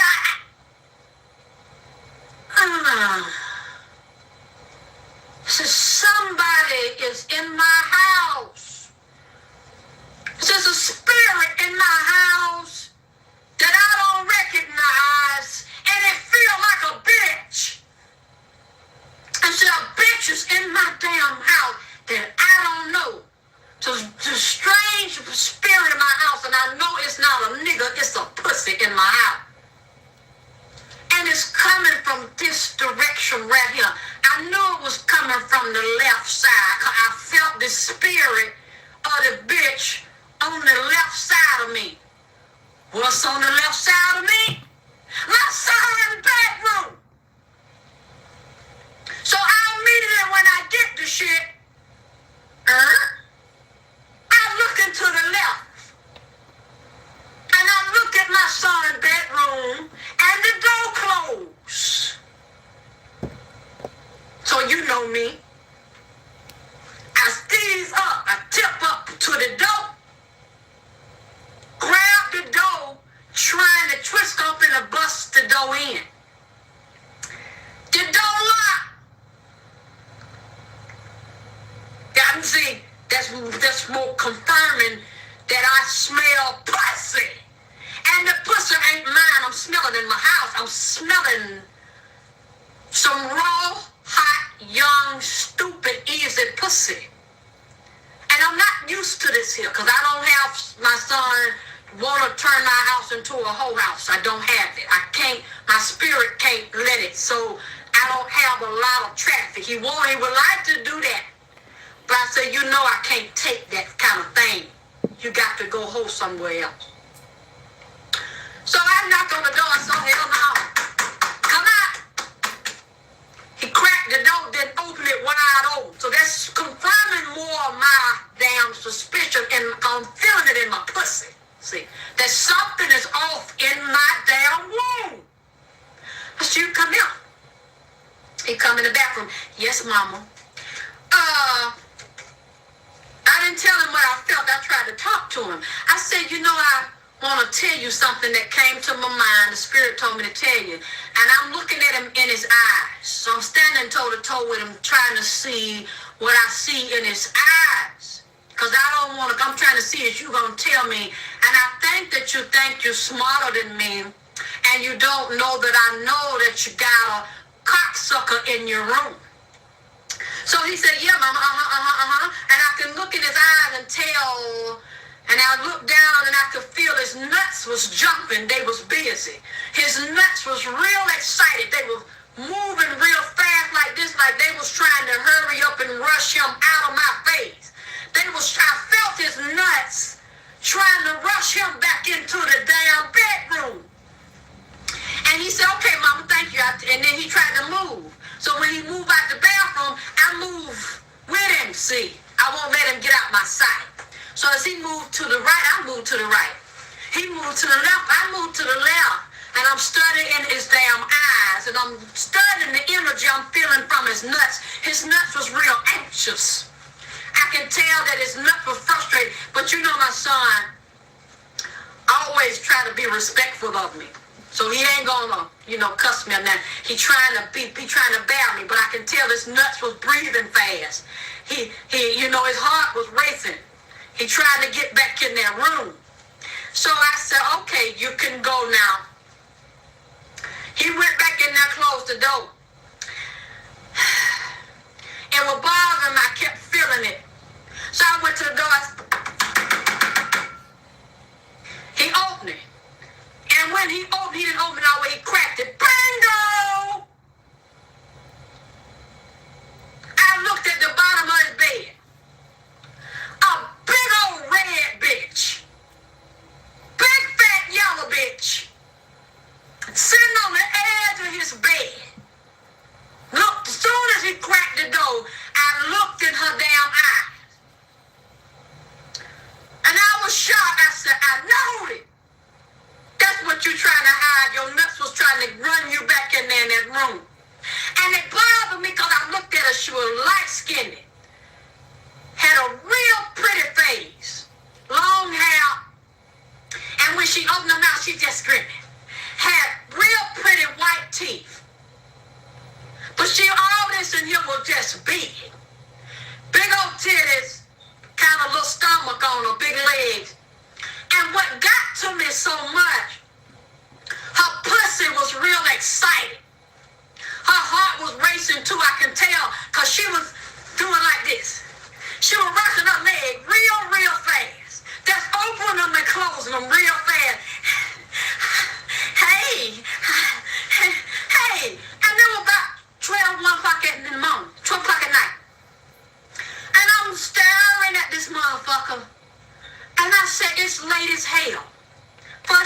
done snuck this girl in here and you thought that you were smarter than me. You thought I wasn't gonna pick up on it. Then I look at her and she just grinning and rocking. She on the edge of the bed, her leg just open closing. Hey. I said, get your goddamn ass outside. Okay, mama. He eased the door closed. I said, and in the house, I said, what the fuck is this big yellow bitch doing in here this time of night? You know I don't like this. You know you can't let us spend the night in here. He said, oh, no, mama, I'm sorry. She ain't gonna stay long. She just came to give me a little bit of money. When she give me the money, I'm finna have her leave. I said, okay, don't do this no fucking more. Cause I feel like punching him in his damn stomach. I don't know, you could have asked me. You don't try to fucking trick me. You should have known you wasn't gonna damn trick me. So he said, okay, she ain't gonna stay long. Next thing I know, he closed the door back. He said, I'm just gonna talk to her, get a little money from her. Obviously what the bitch did, she must have gave him some money and wanted him to fuck her. She came over my house and bought some damn dick. Paid him for some dick. So they both sharing dick and dope. And he got real geeked up, real hard. Got the money, fucked the shit out of her. I know that's what he did. Cause at the close, he turned Gucci Man up real loud. And after he turned it up real loud and the walls was booming, all I heard was music. So I went on back downstairs, got on my computer, and for some reason, I kept feeling like somebody in my house was getting fucked in their pussy. And I was mad about it because it wasn't me. I was upset about it because I'm like, why can't that be me? Why I ain't getting no dick in my damn house? And some other bitch in my damn house, in the vagina power, in my house, getting fucked and getting her walls beat all out. And I believe it's this big fat yellow bitch upstairs. And I don't like it. So my spirit led my damn ass back up the damn 13th step. So I go up there and out it go. As soon as he opened the door, I got mad as a motherfucker. And I wanted to fight because a hot wind of pussy hit my two noses. It was just hot air. Rush, whoosh, hit me in my damn face. It was real hot air and the pussy molecules and the juice from her ass. And her pussy ran out the door and ran up in my two nose and hit me in my eye. It was just hot pussy that you smell coming out that damn room. And I didn't see her, it was just dark in there. And he come out and he was sweat. Whole body just sweat. Just had on some damn shorts or something, coming down the step. I said, you come here? You a dirty little motherfucker. Cause you had the nerve to fuck that bitch in my house. And it smelled like pussy. This bitch pussy stank. I can't stand this big red bitch. I don't want you to ever bring this bitch in my house no more. I can't stand this big red motherfucker. I said, you tell this motherfucker. If she see me on the street, she better turn her goddamn head. She need to be shaming her damn self. And you need to be shaming your damn self. To think you gonna sneak this whore in my damn house.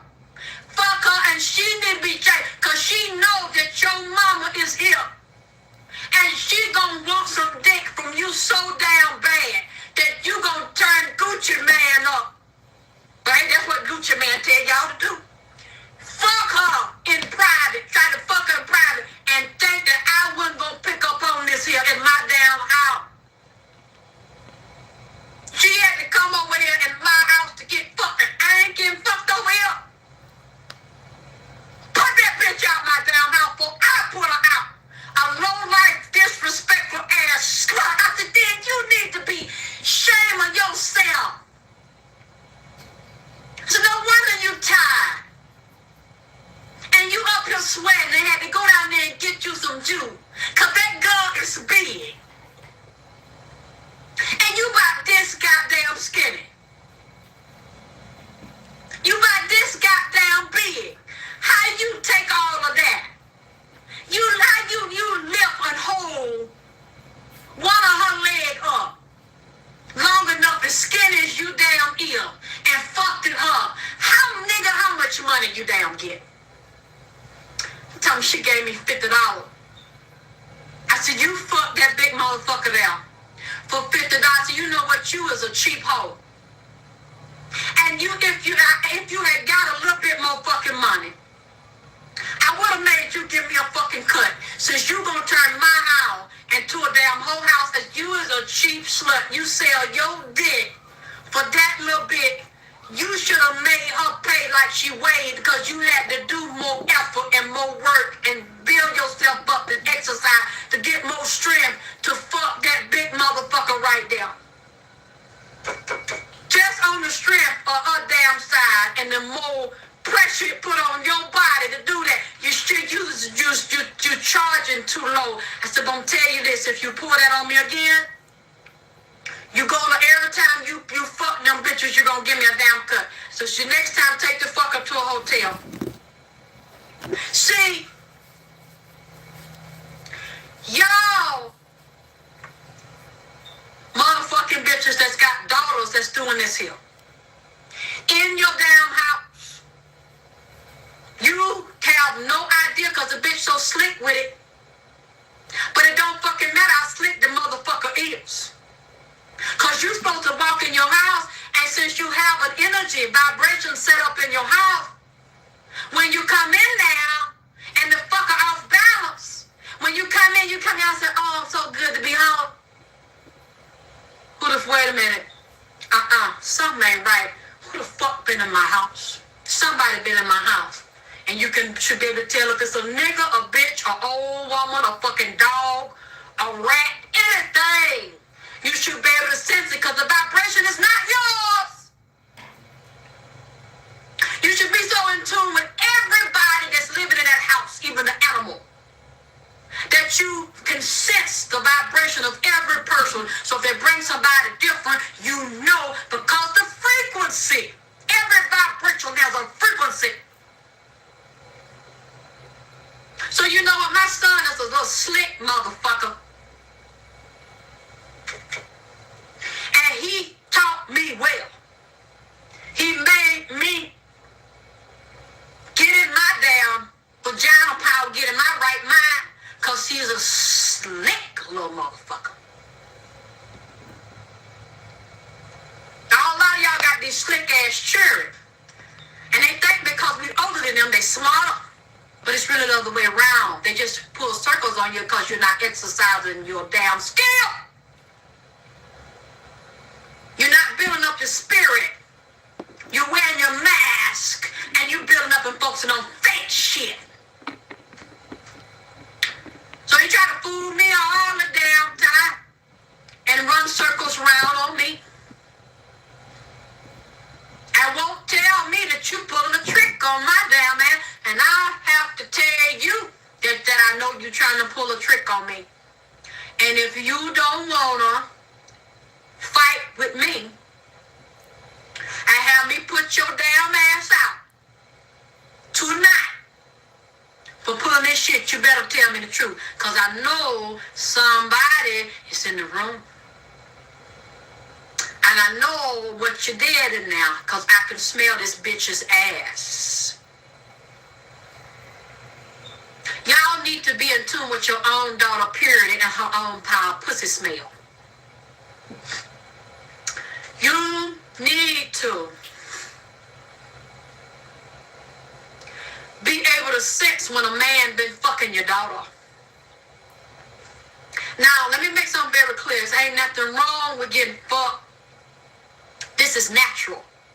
But your daughter should not be fucking at a certain age. If she's a teenager, she's not developed, although she's feeling her hormones raging. And she definitely shouldn't be sneaking boys and men in your house. She shouldn't be sneaking out to fuck them either. But the daughters are out of line and out of balance because the women are out of balance. The mothers are out of balance. And these educated bitches don't want to be real. They don't want to take their mask off. They want to act like you're better than me. You're higher than me. When you're higher than me in education, but you're lower than me in the spirit. And you're lower than me, you're out of touch and connection with your daughter. You're out of touch and connection with yourself. And a house divided against itself is gonna goddamn stand. Take off your mask, bitch. Wake the fuck up. Because now there's enmity. There's war going on between you and your fucking daughter's womb and pussy. Y'all are clashing. Because you are not aware of your own goddamn mind, and you are hurt by the fact that your daughter is telling on you. She's telling on you that you're out of order. That's why she's out of order. And you don't want to check it and fix yourself. You say that it's your daughter. You know, there was times when I would go pick my son up from juvenile or bail him out of jail. I would see other black women down there. They have their three-piece suits on, they cell phones, their expensive shoes and purse, and they come in there in the jail like, this is a filthy place to be. This is beneath me. Oh, I'm so embarrassed. I don't want to be here. I had to take time off my corporate job to come and get my son out of jail. I don't want anybody to know.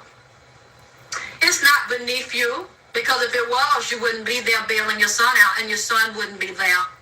And I would look at them and just shake my head. I said, yeah, I know ain't nobody gonna never know you was down here. Because you so damn much. And I remember I had to go to drug court with my son. And we would have to go every week. And we have to sit in there with all these other women, talk about their son's addiction. And it was this light-skinned bitch. I don't know what it is, but some of these light-skinned bitches have a problem. She just, the way she carried herself, I couldn't stand this yellow hoe. She's an older woman, supposed to be so sophisticated and sedity. And she talked, oh, and me, and I'm this, and I'm that, and I graduated from this and that, and my son is so smart, and, you know. And one night, me and this motherfucker got to argue. Because we was talking about our sons and their addictions. And I said something to the fact that our sons have to decide that they're going to kick the addictions. No matter how much we support them, we can't do it for them. She's like, oh, my son is going to get over. He's going to stop doing the drugs. I said, you can't speak for your fucking son. He'll leave that shit alone when he get ready to leave that shit alone. Well, he is going to stop doing. I said, bitch, you ain't no fucking better than me. Or no fucking body in here. Your son is a fucking junkie. Like the rest of them. Matter of fact, while she talking about her son gonna get off drugs and he doing better, he ain't on drugs, I knew for a fact her son was out there around the fucking corner. My son was around there with him, he told me. And the same goddamn drug treatment class they was in. While they was taking breaks, they was around the motherfucking corner getting wired the fuck up then. Smoking cigarettes, smoking reefer, the same boy that's supposed to be so fucking much. His yellow stupid ass, just like his damn mom, yellow and damn dog. Come back in there, hi mom, yes mom, acting so polite. He did that! You bragging about him and you much better than us because you educated, and with all your degrees,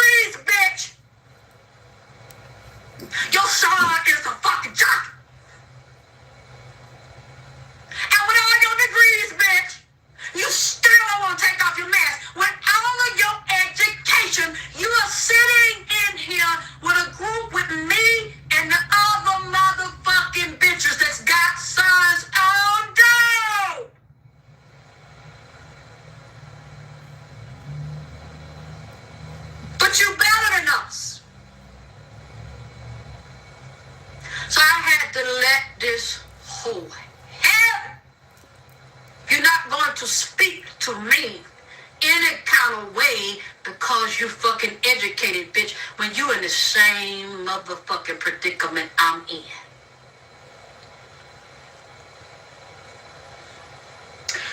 Of course, after that,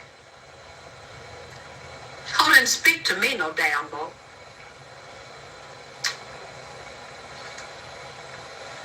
I'm used to it. And after that, a son is still a fucking junkie. Because you don't want to take your goddamn mask off, and it makes you feel better to attack me and put me down.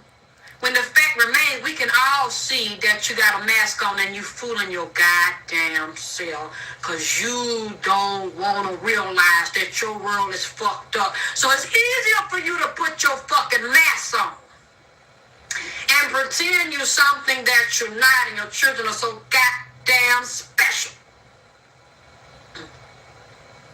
I'm going to take a break now. And I thought this was going to be it, but Lord, I'm on the fucking road. So I thank God I'm going to come back with part 3. Because I ain't through yet.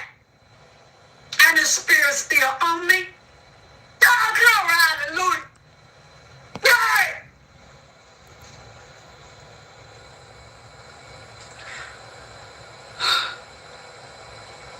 Because we got some more lessons here to talk about.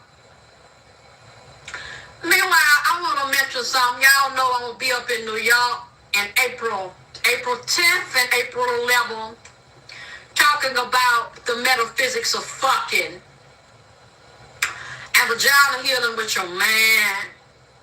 I want to mention too, because I don't think a lot of y'all knew it. You know, the movie Precious is doing very well. I think it's up for some Grammy, something like that. Oscars. It's up for a whole bunch of awards and already received a lot of awards. Y'all, I'm in that movie. Alexis K. Tyler is in the Precious movie. My voice is in the beginning of the movie Precious. I ain't seen it yet. They tells me that Monique got a scene at the beginning of the movie where it look like she watching TV. And you hear my voice, look like I'm coming out the TV. I'm talking about penis power in the Precious movie. But my voice is kind of in the background, subliminal, so you have to listen to catch me. But a lot of my fans done told me that they heard me in the Precious movie. I want to thank y'all for supporting me and believing in me, because you know, I've had to do all this work by myself. I don't have no big special flamboyant team yet. I'm sure they're coming. Got no managers, agents, all that good shit. This has all been my own hard work, blood, sweat, and tears. Had to do it, everything by myself. And y'all helped me. My fans helped me. So I really, really appreciate y'all. And I appreciate Lee Daniels for putting me in the movie Precious. And y'all shouting out to me and recognize me. People told me, when they be in the movie hearing me, and they said, that's Alexis, and said people start cheering and say, yay, Alexis, yay, Alexis. Fuck y'all haters. Fuck your dad.